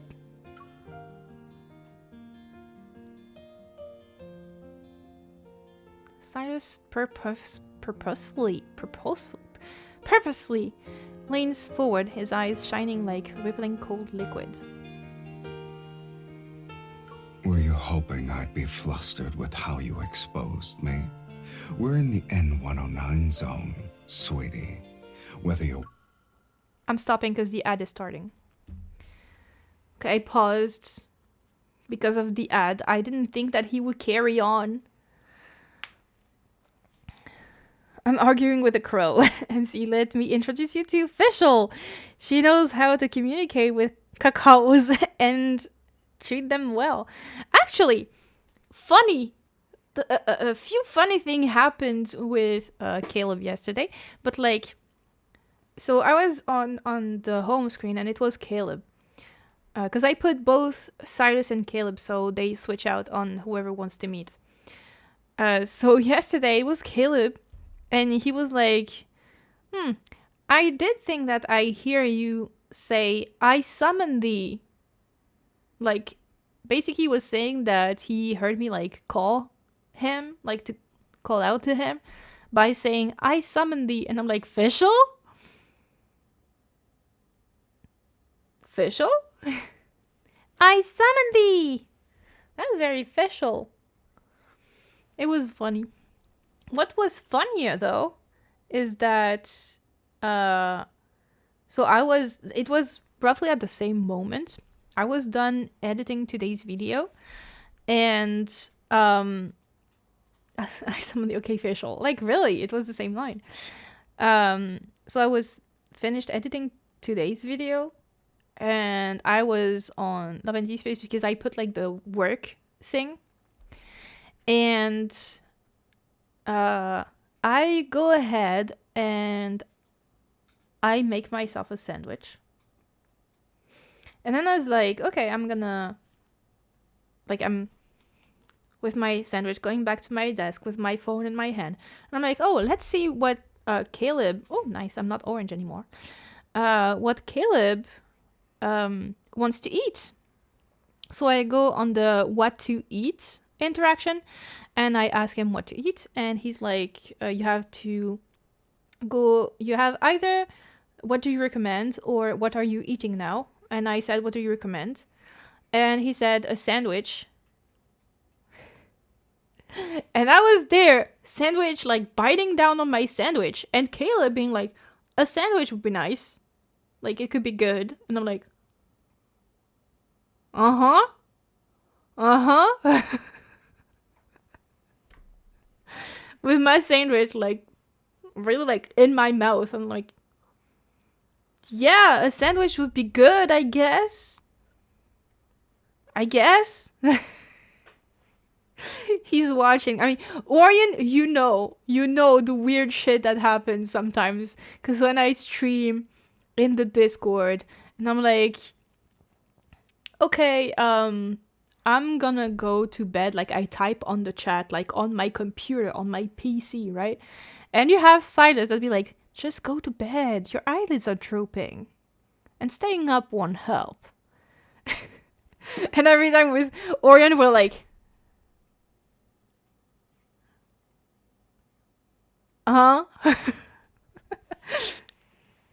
like, I don't even know anymore. The ad is over, right? I think. Is the ad over or is it still rolling? Can you confirm the people that are in or were in ad jail? If you are not in ad jail anymore, can you tell me that you're not in ad jail anymore? So we can continue.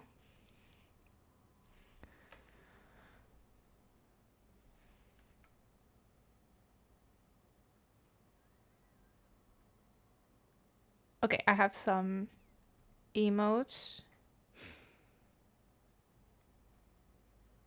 No more ad jail? Ads, what is this? Well, yeah, you're subbed, so. Just trying to confirm that there's no ads anymore. Because I saw a green warning, so I'm assuming there's no ad anymore. Free from ad jail, okay. Let me just replay that line. We're in the N109 zone, sweetie. Whether you're with me or by yourself, you can't escape my influence. Yes, big boss man. With me or by yourself, you can't escape my influence. Please, don't be delusional. I love using that one. Taking a screenshot and use it as a reaction pic. Please don't be delusional. I'm not the only one who's delusional. Isn't a certain someone hoping I dislike him less so I can resonate with him?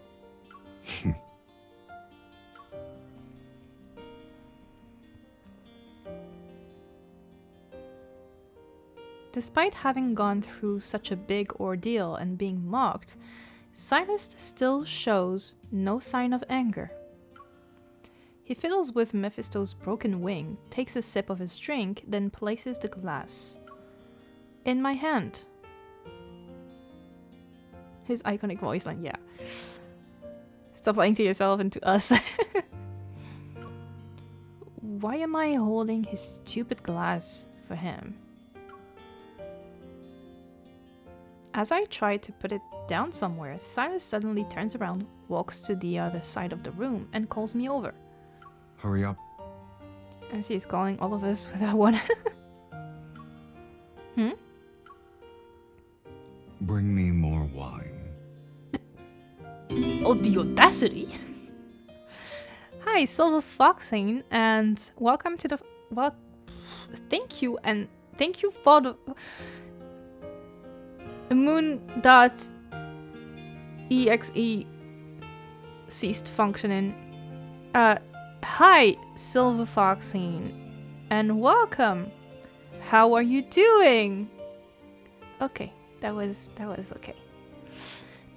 Excuse me, sir. When did I become your waiter? The power of words. Yeah. Am I a bar to you? Compared to you, a bar is more obedient. With his long legs, he reaches the elevator in just a few steps. He turns to see I haven't caught up to him, so he beckons for me with his hands that's holding Mephisto. Mephisto.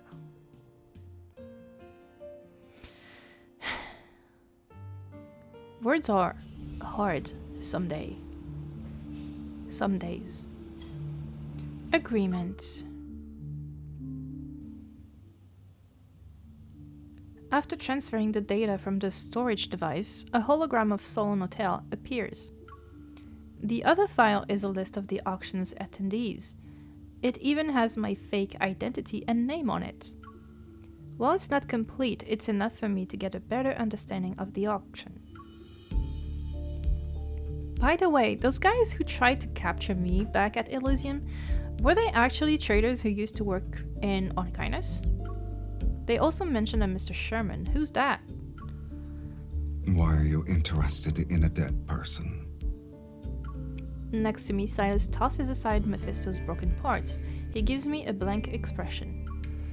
I stare back at him and remember that what the workshop's owner had said before. Just 2 explosions, one in the northern suburbs and one in the Bloomshore district. And after doing those shameless things and making a mess, then they want you to be their scapegoat. If there's another faction within Onykinus, could the incident at Grandma's house be related to Sherman? They must also be after the ether core in my body. In a way, your conflict involves me.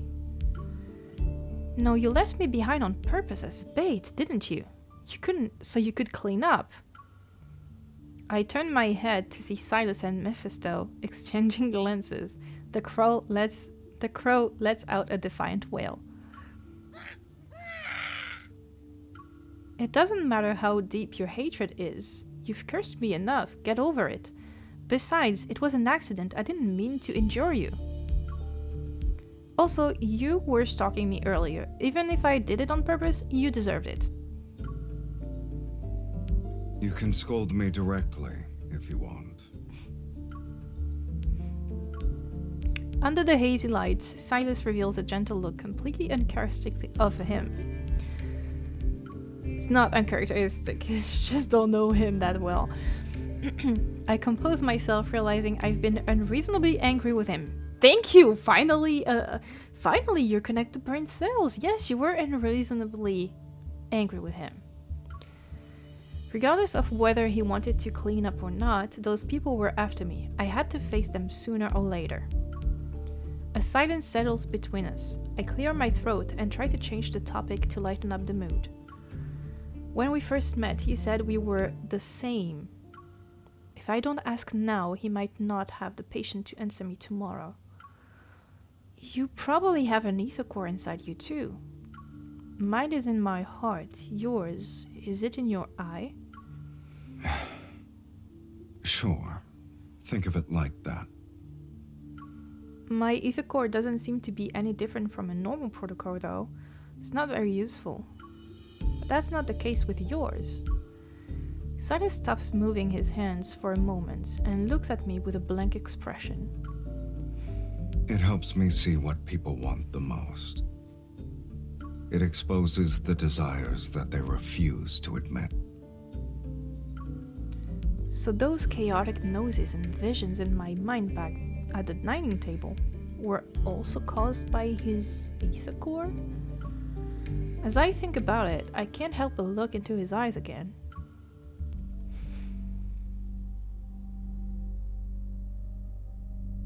Devour. It's your power. Not again. Why am I touch my forehead, and when I come to my senses, his face is a breath away. With my right hand, I press down on the area around his eye, which he used to do in the myth. I can't tell what he's feeling.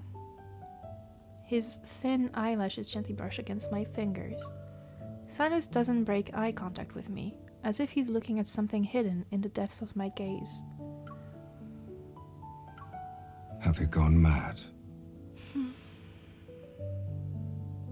Maybe. He suddenly moves closer, his eyelashes almost brushing against my cheek. Okay, I'll let you choose. Push me away, or I'm sorry.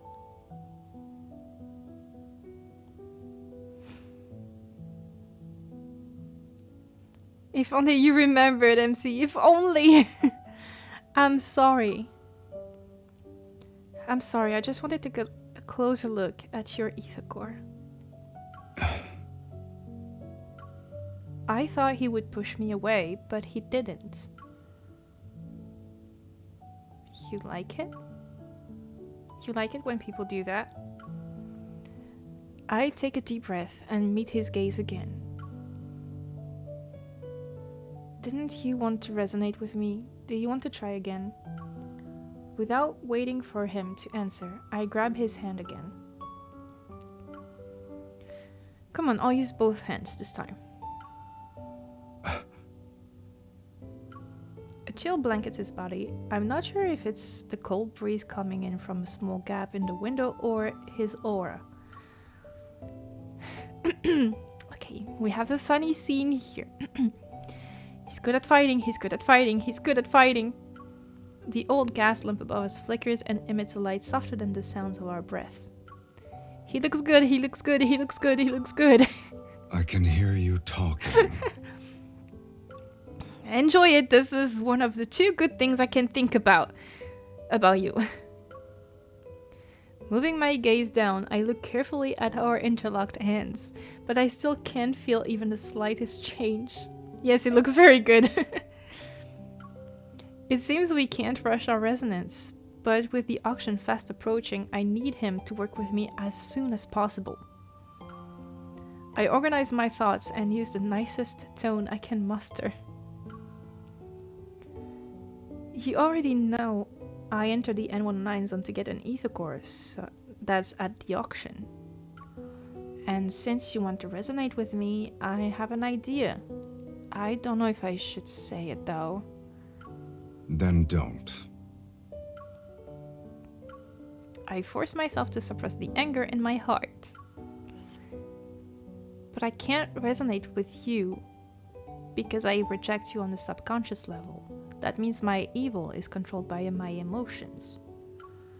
Changing a person's feeling might be difficult, but it won't be that hard, I think. As I say this, I cross my arms and lift my chin at him.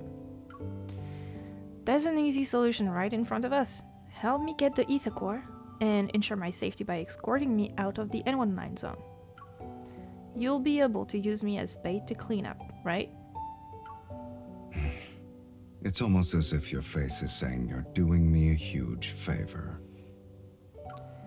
I don't have another bargaining chip. I can only bluff to appear more confident, which is exactly what she did in the myth as well. She bluffed.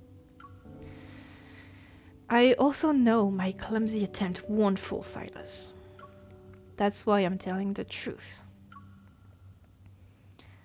I don't know why you insist on resonating with me, but as long as you're willing to help me, I'll help you. Sylus shifts his gaze from the map and looks at me indifferently. That's not enough. Then what do you want? Should I beg? I can do it. we could do this. Sylus suddenly opens the bottom drawer and pulls out a jewel-encrusted crow brooch. If you can take this from me within 24 hours, I'll agree to your terms. Do you test people before you work with them? Are you testing my skills, my intelligence, or my values? I raise my voice as I try to grab it while he's distracted, yet he reacts quickly. The brooch disappears in a blink of an eye.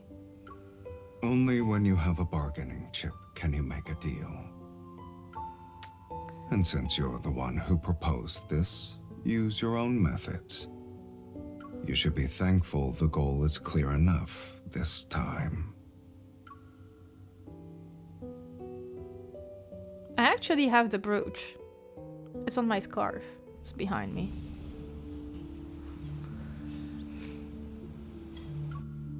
I have the bond for this one. In the dim lighting, the crow brooch on my chest gleams a dark red reminiscent of wine. I don't know if I actually... Should I actually play the bond where we hunt for the brooch before carrying on? Timeline-wise, the bond comes in between those two stories. Also, Moon, I've never figured this out, but do you know how MC softened to Sylus at the end of his story? You mean the one in the N19 zone? The present? Because if you mean the present... yeah, I think we should do Bond. So, he just gave us a challenge to retrieve the brooch within 24 hours.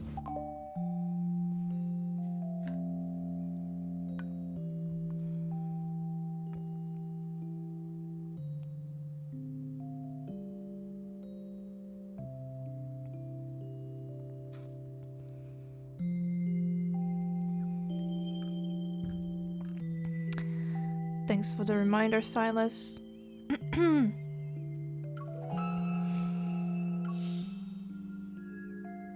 So in the main story, well, you don't really see her soften up that much to him. She's starting to understand that he's maybe not as bad as he seems, and she needs him just as much as he needs her, in a way. And the fact that she unlocked memories thanks to him is also like sparking up her curiosity.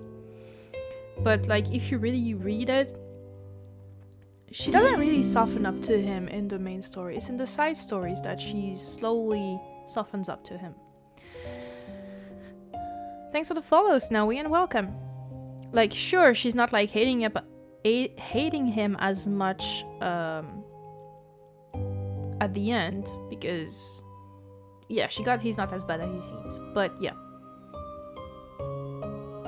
they're not like besties. Also, they have the evil linkage that plays into this. Alright, Bond, it was Midnight Stealth.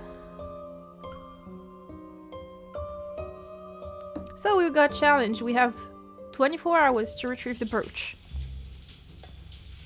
before going to the auction. If we don't get the brooch, we don't go to the auction.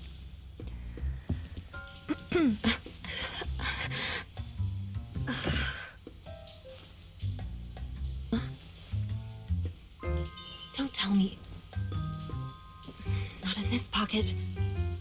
Or this one either. It's not here or there. It's gone. I searched every nook and cranny.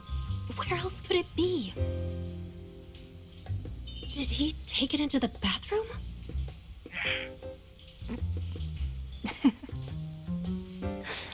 Just Murphy be like, ow. Tell me, did you eat it? Yes or no? Leave the crow alone, MC. Damn it. I need to hide. Leave this poor crow alone.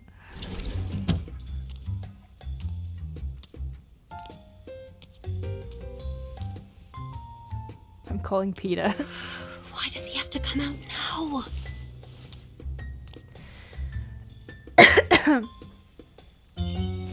Now's my chance to escape. Oh no.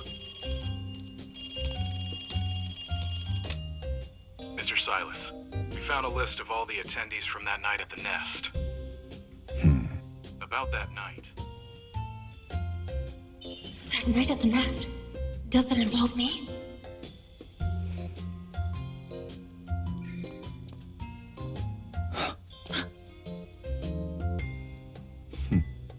Mr. Sylus? It's nothing. Just a stray cat who happened to barge in. A cat? You didn't need to do that.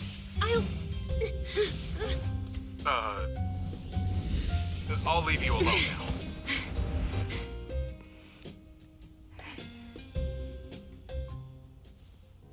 Not gonna lie, every time that smirk gets me. Like, I literally got butterflies in my stomach just now. I'm infolding. Infold sure knows how to, like, fold us.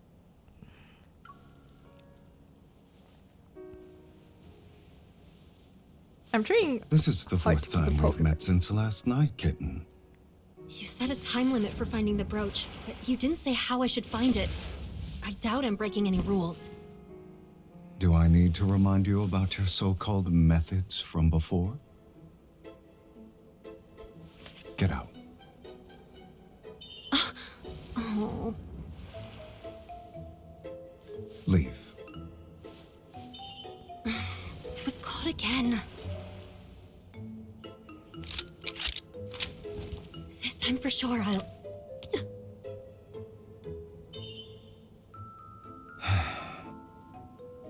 I know.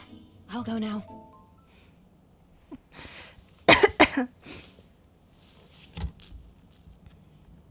Have I underestimated your determination or overestimated your intellect? Ouch. That was hard. You're the one who suggested a deal, but here you are making things difficult. You'll have to work harder. Let go! What are you doing? Leave. I'm going to bed. You... You too. Not Miffy mocking us. Bastard. Now I get it. He never intended to make a deal with me in the first place. You're pulling your hair out over this, huh? If you want to do something, maybe we can help you. Yes, twins. Sure, you want to help. Or we can share a bed, Sylus, you know. Hi, twins. What do you mean? If you want to conquer our boss's heart, you'll have to use a different approach. For some people, they get bored once they have everything. So only those who dare to challenge their authority can catch their interest.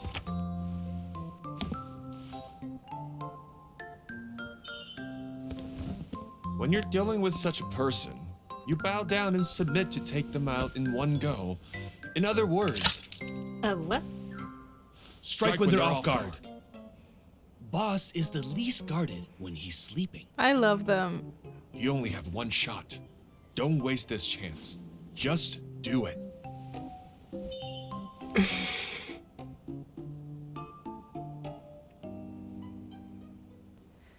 Three hours later.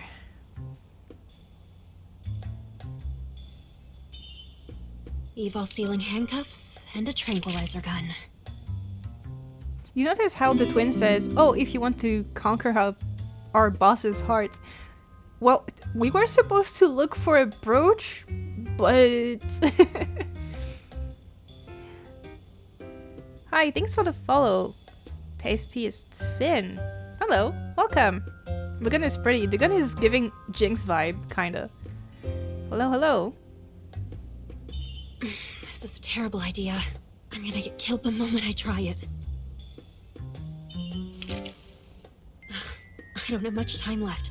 And it's not like I plan to sit around doing nothing, so I might as well try. All or nothing. We're going adventuring on this one.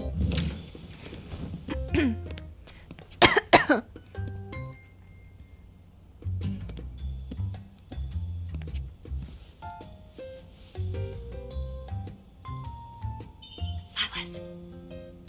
Sylus.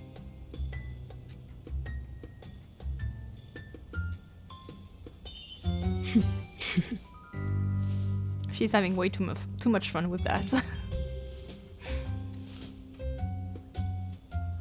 This is exactly what you get for all the terrible things you do. Sure. Alright, where is this brooch?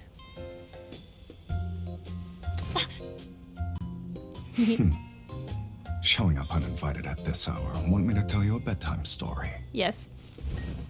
Unironically, yes. Obviously, I'm... Actually, you should be the one to figure out what's going on here. He's so done. These handcuffs nullify a person's evil for an hour. No matter how powerful you are, you're helpless as of right now. Really? What do you plan to do then, since I've become your prey? Where's the brooch? Help yourself. Don't mind if I do. From the beginning, you trapped me here, forced me to resonate with you, and even said we're the same. One wouldn't treat a stranger like that. So... I'll let you choose. Do you hate me or do you like me?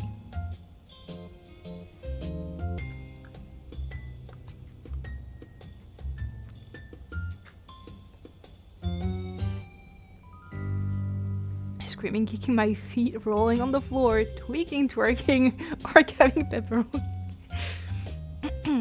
Do you like me, really? I heard the hate option was the correct answer. There's no right or wrong answer. I usually pick do you hate me. I picked do you like me to see both, but I usually pick do you hate me. But Orin wants do you like me. I would never say that.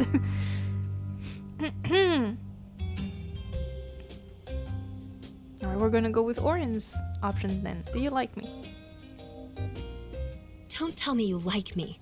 Is this all so you can get my attention? Clearly, you've read too many fairy tales.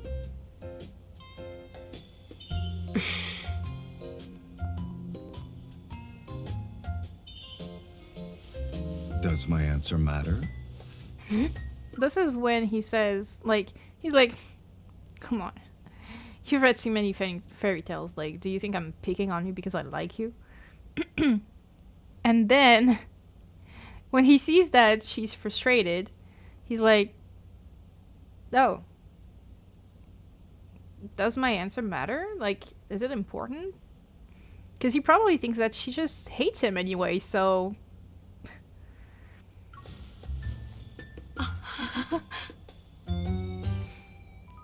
Now it's not important at all. I won. Look how he's proud. He's like, my kitten found it. She's not that useless. It's not important at all. I won. Look at this little look of pride. Don't tell me. I won't go back on what I promised you. However, games are fun because of how thrilling they can be. Your attitude makes things boring.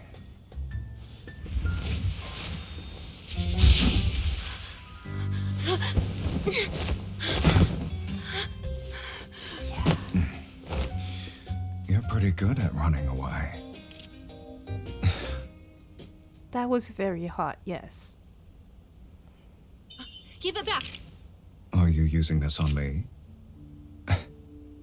So brash, aren't you? I'm keeping you around because you're still useful.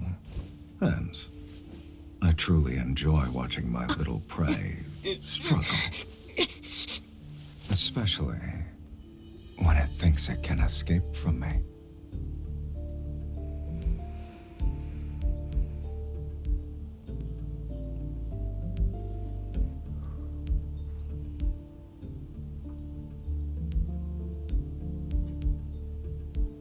I'm not gonna look at the screen because this is too much.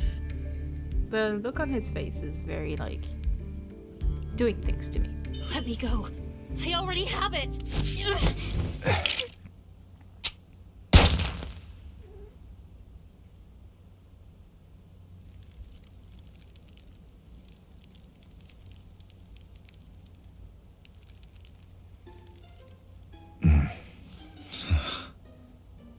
You're so gullible, kitten.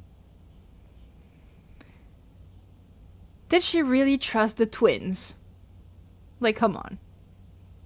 MC! You really thought that Luke and Kieran could be trusted? I mean, they can, but they're playing the matchmakers here.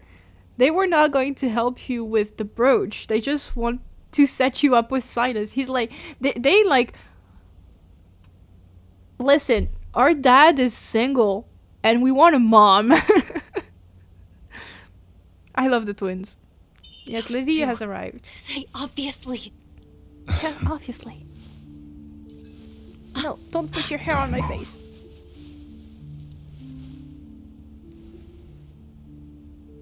Lady, you're making it hard. Does this count as passing your test? Barely. The auction is about to start. But what will happen after that?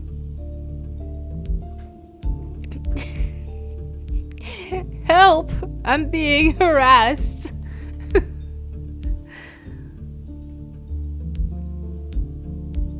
I'm ready for whatever is going on here. Deal. Don't lose this brooch. It proves you're allowed to come and go in the N109 zone as you please.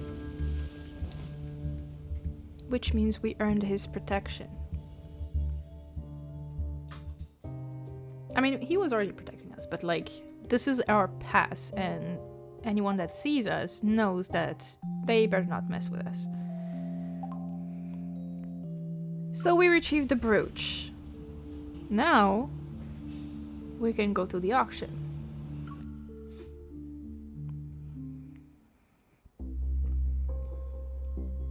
In the dim lighting, the crow brooch on my chest gleams a dark red, reminiscent of wine. After some twists and turns, I finally got the brooch from Sylus. He kept his promise and agreed to help me obtain the ether core. With an expensive dress and dazzling jewelry, my reflection in the mirror is strange yet sufficiently alluring. It suits you. Thank you. Another figure enters the mirror's reflection. Sylus leans lazily against the doorway. No one can stay wary when there's a beauty walking around.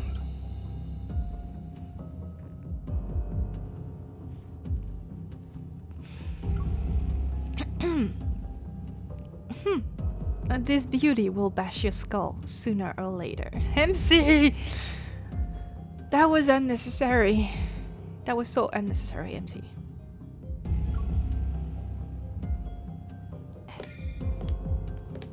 He just complimented you and then you threaten him. I turn around and walk up to scrutinize him. You're just going to waltz right into a dangerous auction without a plan? I like how you assume I didn't make one. Find a way to make everyone lower their guard first. Then lure out the ones with ill intentions and get rid of them.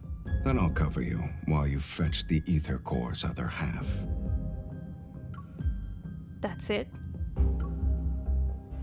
It won't fail. Promise. Sylus gives me another once-over. I angrily take his outstretched hand and walk out of the door with him. You better not be a liability later. To deal with the real masterminds behind the auction, I can only ally myself with someone deadlier than the enemy. All the information I've gathered has created an intricate web of conspiracies. Now it's time to tear it up.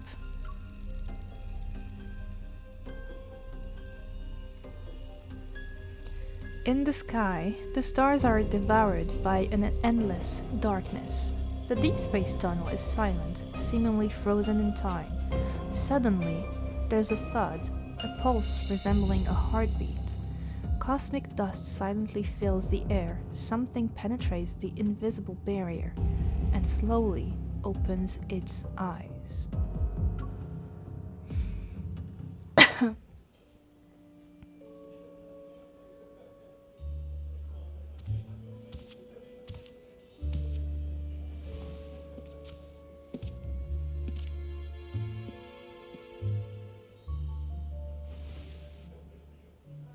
It's not too late to back out now, if you want to. Focus on yourself first.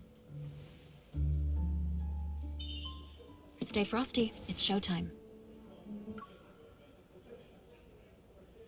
One of the combat lines of Caleb is like, this enemy looks dangerous. Stay frosty.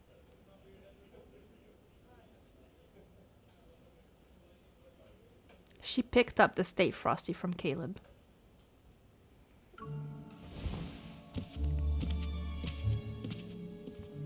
Sylus? I thought we were missing. 2, Caleb's everywhere. 3 Caleb's guys. everywhere. That's quite the ambush. Sylus, are you sure they'll bite? It depends on your performance. Mr. Sylus, we've been expecting you.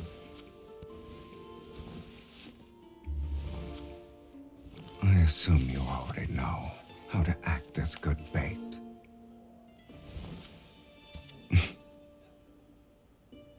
I'll be back soon. Have fun.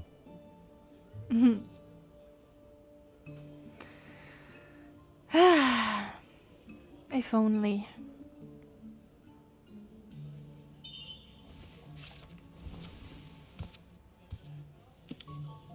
These are ordinary protocors.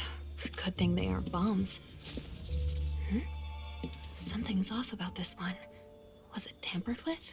Did anything catch your eye, miss? There are even better ones on that side. The stuff you have is pretty mediocre. Sylus, it's okay for me to purchase a few items with your card, right? Don't bother me with such trivial matters. I'll take this for 1 million. Please wrap it up for me. 5 million. Why? Your offer will make people think I'm broke. Wouldn't want that, sweetie. In that case, I won't hold back. I changed my mind. 10 million. Are these all the protocors you got? I'll buy everything. Pompous. Hi bunnies, and thank you for the follow. Welcome. How are you? I didn't want to interrupt the scene, sorry. Like, yeah. Rich man handing us the black card and be like, have fun. Like, 1 million? Do you want people to think I'm broke?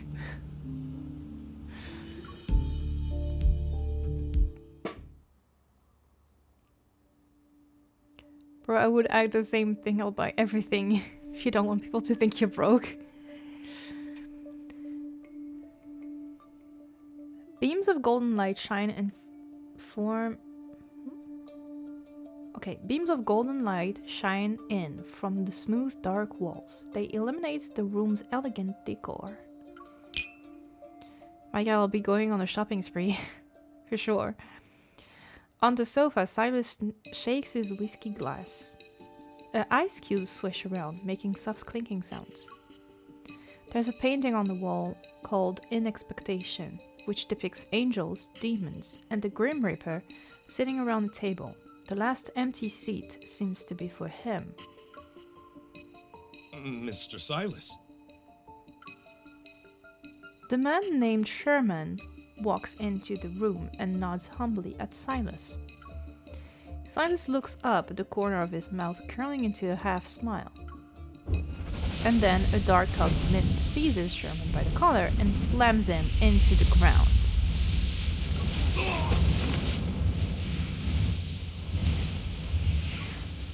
Choking and losing energy from the strangulation, Sherman claws at the mist around his neck, but he only leaves bloody scratch mark on his skin.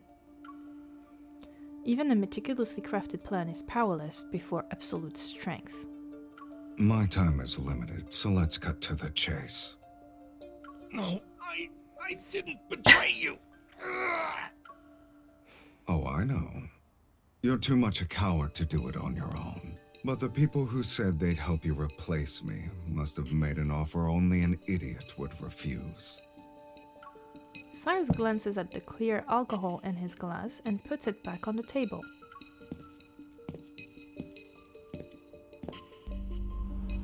With a faint glow appearing in his right eye, he walks over to Sherman, who's sprawled out on the ground. I don't think anyone can replace this guy, no.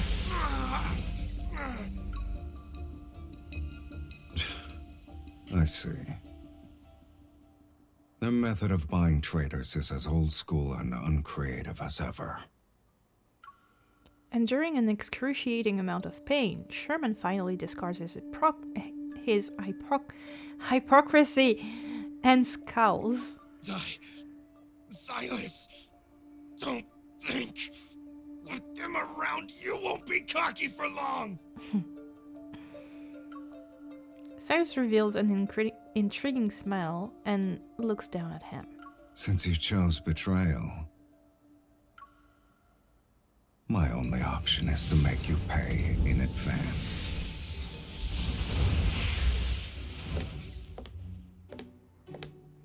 Inside the banquet hall, people converse and mingle. Countless eyes check me out, both openly and from the shadows. I fiddle with the protocols I brought. There are traces of other protocols. These were modified. I turn around and several pairs of eyes immediately look away. I take this chance to speak in a hushed voice in the earpiece. Sylus, how are things on your end? Miss, the brooch you're wearing is very exquisite. May I buy it from you? No. A man wearing a suit suddenly blocks my way. Holding out his hands, he smiles as a faint blue electric current flashes from his cuff. Wearing a poker face, I step back and raise my chin. Not interested. Excuse me. The man doesn't budge. He takes another step towards me instead. How does 10 High Towers sound? Ah, the banquet is about to start. Would you like to dance? What are high towers? Really?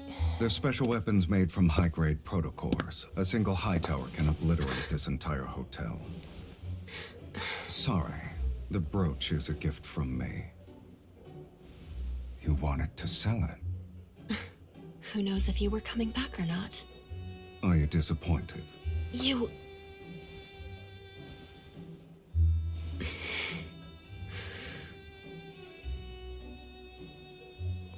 Can we talk about the fact that the way he looked at the guy and the way his expression completely changed when he looked at MC?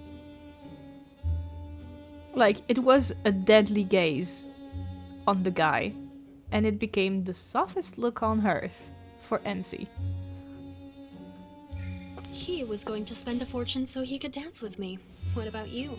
Shouldn't you make an offer as well? He's enjoying this.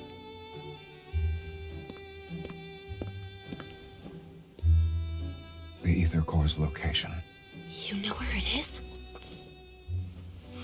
You'll find out after this dance. How are you so sure I'll listen to you? Refuse me all you want.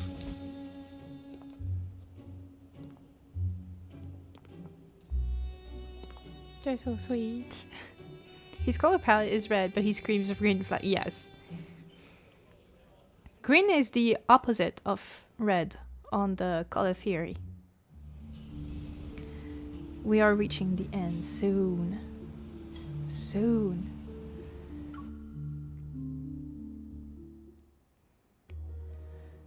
Melodious music serenades the luxurious banquet hall that's illuminated by dreamy lighting. He's a total green forest. He is. Sylus actually means from the forests, by the way. Sylus calmly guides me across the dance floor, swaying to the song's rhythm. He blocks the prying shadows around us, and when I look up, all I see is his face, which is quite infuriating.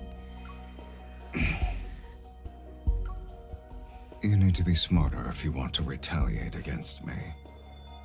Sorry, I'm not really used to these kinds of social gatherings. I clumsily lift my heel off his foot. Did you actually get information on the ether core? You can choose not to believe me. Catching a glimpse of a flashing red dot in the shadows, I use my hand that's on his shoulder to push him in the opposite direction. But they wouldn't leak such important information unless it's a trap. Exactly. I look back at him. You're not going to throw yourself into that trap, are you? Be content with your role. Don't scare away the fish that already bit the hook. 8 evil bombs, 15 high-frequency guns, they really want you dead. Sylus, you made a lot of enemies. This isn't the first time it's happened. This is every, Tuesday for him. The music reaches a crescendo. The notes from the orchestra are layered on top of one another, like surging tidal waves. The lights dim to the passionate beats, and shadows surround us on all sides. You have something up your sleeves, right? Even if you have a death wish, I don't intend to die here with you. Don't worry. You won't die that easily. Yeah, no, we will be reborn again. Bro, just a Friday night he gets targeted. Yeah. And explosion.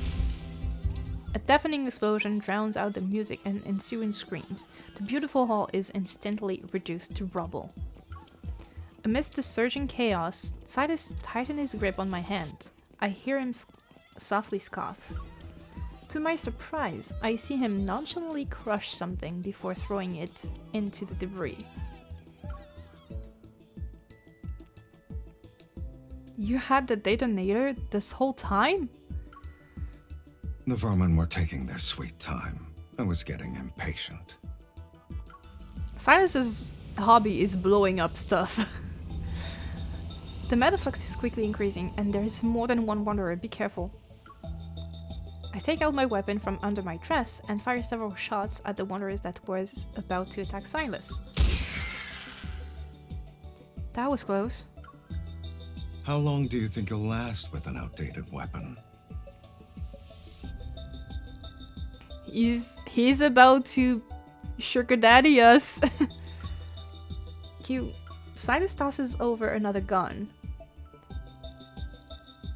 They gotta put this on the PC properly. It's supposed to be a mobile game. They're not gonna put it on PC. Sylus tosses over another gun. Don't waste your efforts. That gun was in his standard myth. Did Sherman make you do this? Where's the ether core? Answer me. After defeating the last wanderer, I find a henchman cowering in the corner. I press my gun's muzzle against the back of his head. You haven't won yet. We still have a backup plan. That thing is terrifying. When it shows up, not even Sylus. Ah! Black-red mist throws him into a broken stone pillar. With a scream, he falls to the ground like a puppet whose strings were just cut. Violence should be used strategically. Sylus calmly wipes the blood off his face, and the black-red mist disappears from his hands. I would have believed you if your hands were clean. Okay, Yelena. Despite the venue being cleared, strong energy fluctuations manifest above us and shakes the ground we stand on. What's making that noise? Are there still some left? Let's go. Where are we going? Sylus grabs my wrist and swiftly starts walking. To the place that has what you want. Man is never running. He said, I'm not running. It's not classy enough to run.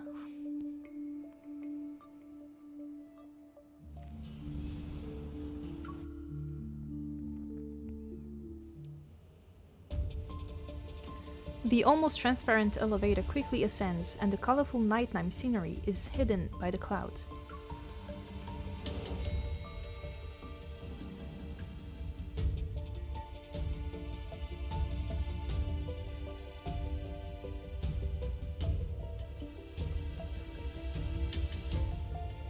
That's the entrance to the Deepspace tunnel. What is this place? Countless pieces of metal are strewn across the spacious rooftop that's surrounded in mist.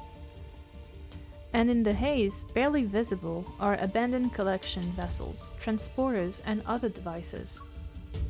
Broken steel bars poke out from the overgrown weeds. Rusty frames are propped up, outlining a bygone era.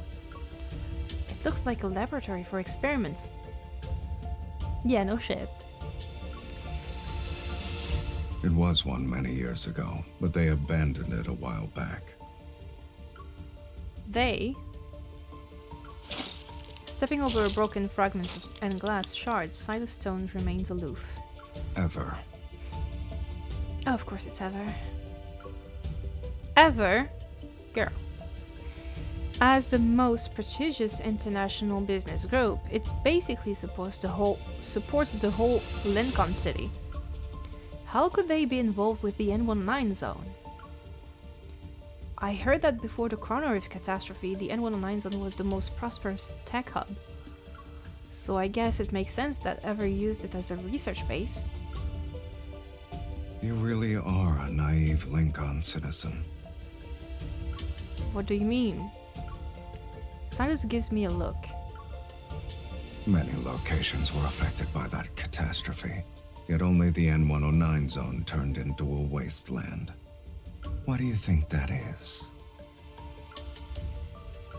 I recall some unverified rumors, but my mind is a mess right now. I can't think of any theories.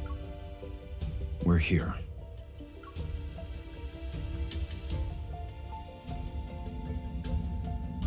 Slow vibrations resembling heartbeats pulsate in the sky. I look up and see the Deepspace tunnel.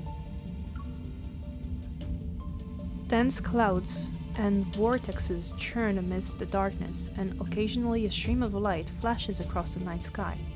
The silent tunnel is like a telescope peeking into the universe. The Deepspace tunnel. This is the first time I've been so close to it. A tiny beam of light enters my line of sight. I can't help but take a step.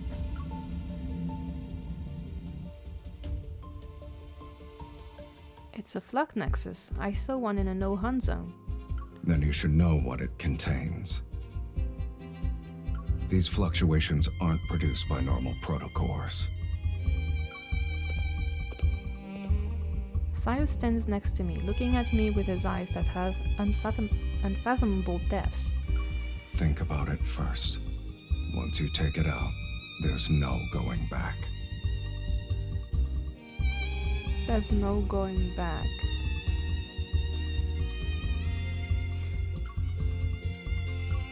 I'm already here. Why should I give up now? Gritting my teeth, Excuse me, we were not done reading. Gritting my teeth, I put my hand on the flux nexus' intricate pattern.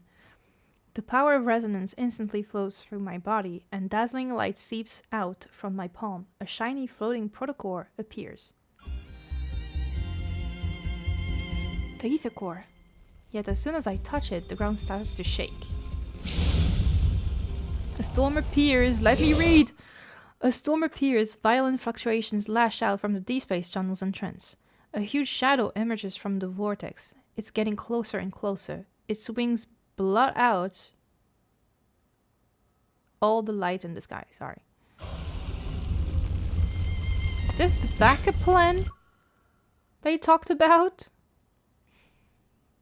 We finally got something presentable. A huge protofield and falls before us. Then the ferocious wanderer charges towards us as at breakneck speed. Close, please.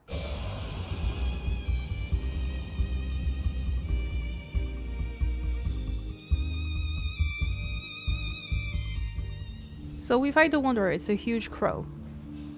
Dragon-like crow, basically. And the last scene.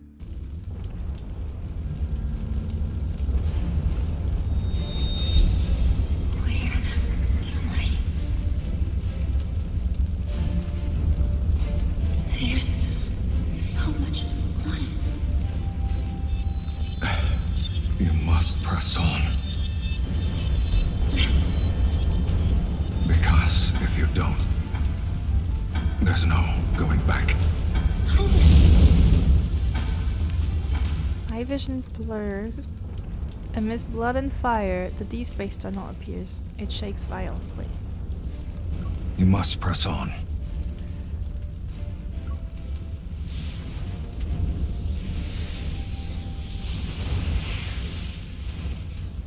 The life you owe me. Now is not the time to repay it. Looking at the hand reaching out to me, I see Sylus's cold face, but there seems to be a shadow above him.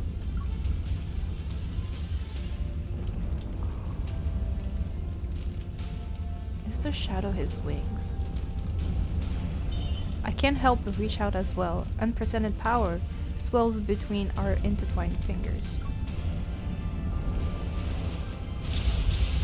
Instantly, I feel a tremor from deep within my heart. Something flows through my veins. The wanderer's dissipating particles fall like a misty rain, yet a bright light pierces through the haze. The ether core emits countless rays of golden light that seeps into my heart. Let me read. The warm, familiar power continues to surge. I don't know how much time has passed when the fluctuations around me slowly starts to subside. The movements within my body cease. It's as if an ocean's roaring waves have silently calmed down, turning into ripples on the lake's surface. So this is the ether core. What? Sylus? Its power belongs to you now. Naturally, the vessel will break as a result. To me? Well, isn't this what you wanted? Where are you taking me? This is...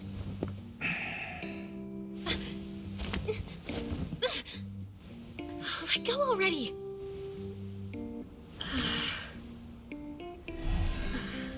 What is this thing?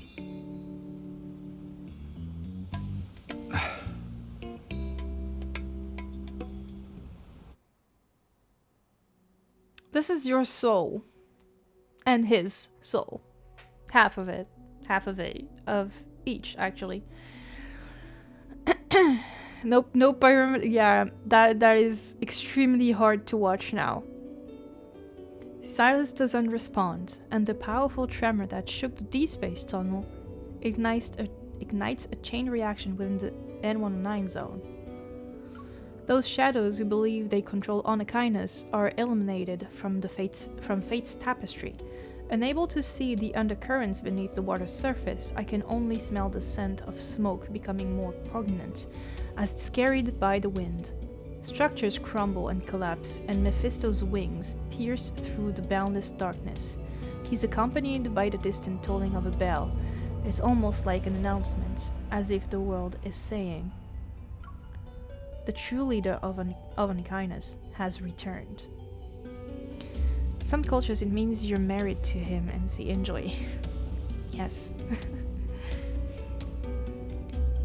The thing is, the true leader of Anakinus has returned. Are they talking about Sylus? Or are they talking about MC? Because many times over, Sylus is too willing to give us Onykinus. We have access to every code, to every password. We have access to everything. He gave us access to everything in Onykinus. And when MC jokes about, oh, I'm gonna overthrow you, haha, and I'm gonna be the leader of Onykinus, and he's like, go ahead. And he's like basically saying, this is all for you. So when they say the true leader of Onykinus has returned, are we talking about Sylus? Or are we talking about MC?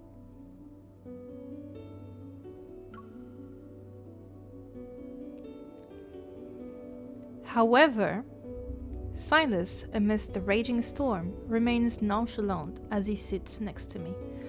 Our racing vehicle leaves our enemies behind while intermittent light seeps through the window to obscure his silhouette and goals. Oh, that's tough. I never held onto the naive notion that Sylus assisted me in acquiring the ether core just so he could clean house. This kind of deal would result in him suffering a major loss, and it's clear he's anything but an ignoring businessman. What are his true motives? For a moment, his expression as he gazed at the Deepspace tunnel resurfaces in my mind. Then I feel a sensation in my palm. I'm still clutching the fragmented protocore. It's as if I'm subconsciously grasping onto an answer that has yet to be revealed. Hi, Nekomalia, welcome and thank you for the follow. How are you doing? The linkage between my hand and Sylus's suddenly flickers, seemingly sensing the swirling thoughts in my head. We heard you and Boss took care of the traitors and thieves. You even destroyed the ether core together. Good job. Just calling to let you know that we cleaned up at the nest. No one will be causing trouble for you anymore. Huh? When did... Our boss told us to do it. While he looks mean, he's actually... See you later. Boss? I didn't mean to. So, what's your plan? Chop it off. But it seems to be some sort of energy linkage. Can I even physically attack it? I was talking about your hand. Or Funny. you can settle down in the N109 zone. I have more than enough time to solve this problem with you. No thanks. Let's use a more efficient approach. Let's destroy the ether core in your body. You're saying our ether cores created this link? Okay, why don't we destroy yours then? Never mind. With your current level of resonance, it won't last long. But before I started resonating with you, I saw a strange vision. It's not a big deal. From now on, you'll be seeing more things like that. So that was real? If I say yes, will you give me a sincere apology? This world is different from what you see, but I'm not in the mood to tell stories at the moment. You should think about your next move after leaving the N109 zone. And don't forget our deal. Then you should make sure I can leave safely. The outside world is more dangerous now. Thanks for the warning. I'll be careful. In any case, until the resonance issue is fixed, we'll be meeting more often in the future. Okay. Pause. But, oh, MC being the leader is a good take. I noticed Info does everything for a reason. They do, yeah. I thought I was following you. Morning. It's fine. Like this line where he says, like, don't forget about our deal. I always was like, yeah, that's kind of mysterious. Like, we don't really know what is it, but I think it's just actually very simple. Because he says that, and she says, don't forget to, like, you have to make sure that I leave the N19 zone safely, which means it's the deal they agreed on. It's not a new deal. And the deal was that she was supposed to act as bait. So she went back to Lincoln City and she's supposed to just be acting as bait. That's the deal. That's simple as that. He wants her to keep being the bait, so she lures out Ever.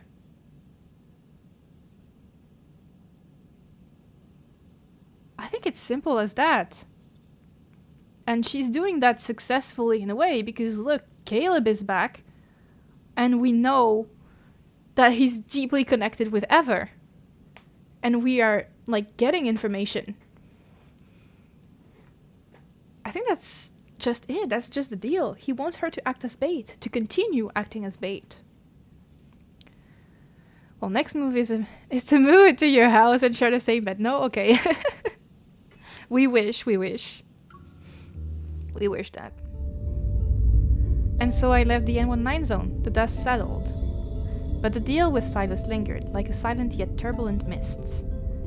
I found myself falling into an abyss, in a blink of an eye. The doors of memory swung open, and something began to stir. It is another world I had once glimpsed.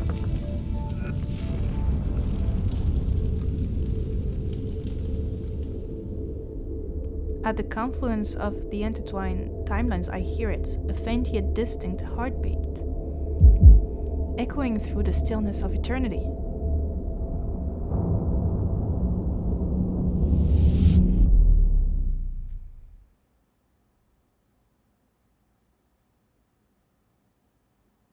It's the heartbeat of the planet. It's the core you're supposed to be. And that was it for Sylus's arc. Even though I unintentionally skipped chapter 8. I'm not going to do chapter 8 now because it's getting close to the time my daughter comes back from school. So we are not gonna do anything. I'm just gonna stop the stream here for today. Friday we have the watch party I guess for... I lost our staring contest again. I was saying, Friday we have the watch party for the new Honkai update, so the Honkai Star Rail live stream. Stop with the ads, please. Last snooze. It should do it. So I shall see you on Friday for the stream. I'm gonna post a video in like about an hour on TikTok. Where am I? Here. On TikTok and Instagram. You can follow me there if you don't already. You can also join the Discord. We hang out and we have a lot of fun and we simp on planets, apparently. I'm gonna see if someone's online so I can raid. Let's see. Shark is online. He's playing Honkai Star Rail. Lexi is online, but she's not playing Love and Deepspace. So I can send you to Shark Heart. He's playing Honkai Star Rail. Or just end the stream like that today. Is there actually someone that plays Love and Deepspace?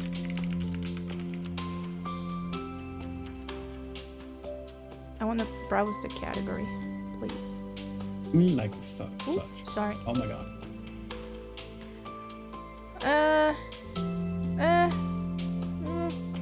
Not really.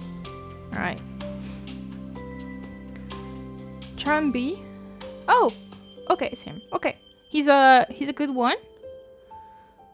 Like, I don't know that person, so I don't want to make any mistakes. Alright. Well, I'll send you to Charan B then. Raid. Because one time, I did a raid on a channel that I didn't know at all. And it didn't really go well, so I'm kind of careful now. So anyway. Alright, thank you guys for hanging out with me today. I shall see you on Friday. I wish you a nice rest of day. And yeah, Thank you Since for the have some follows free and time, everything. We can revisit the plans we put on the back burner.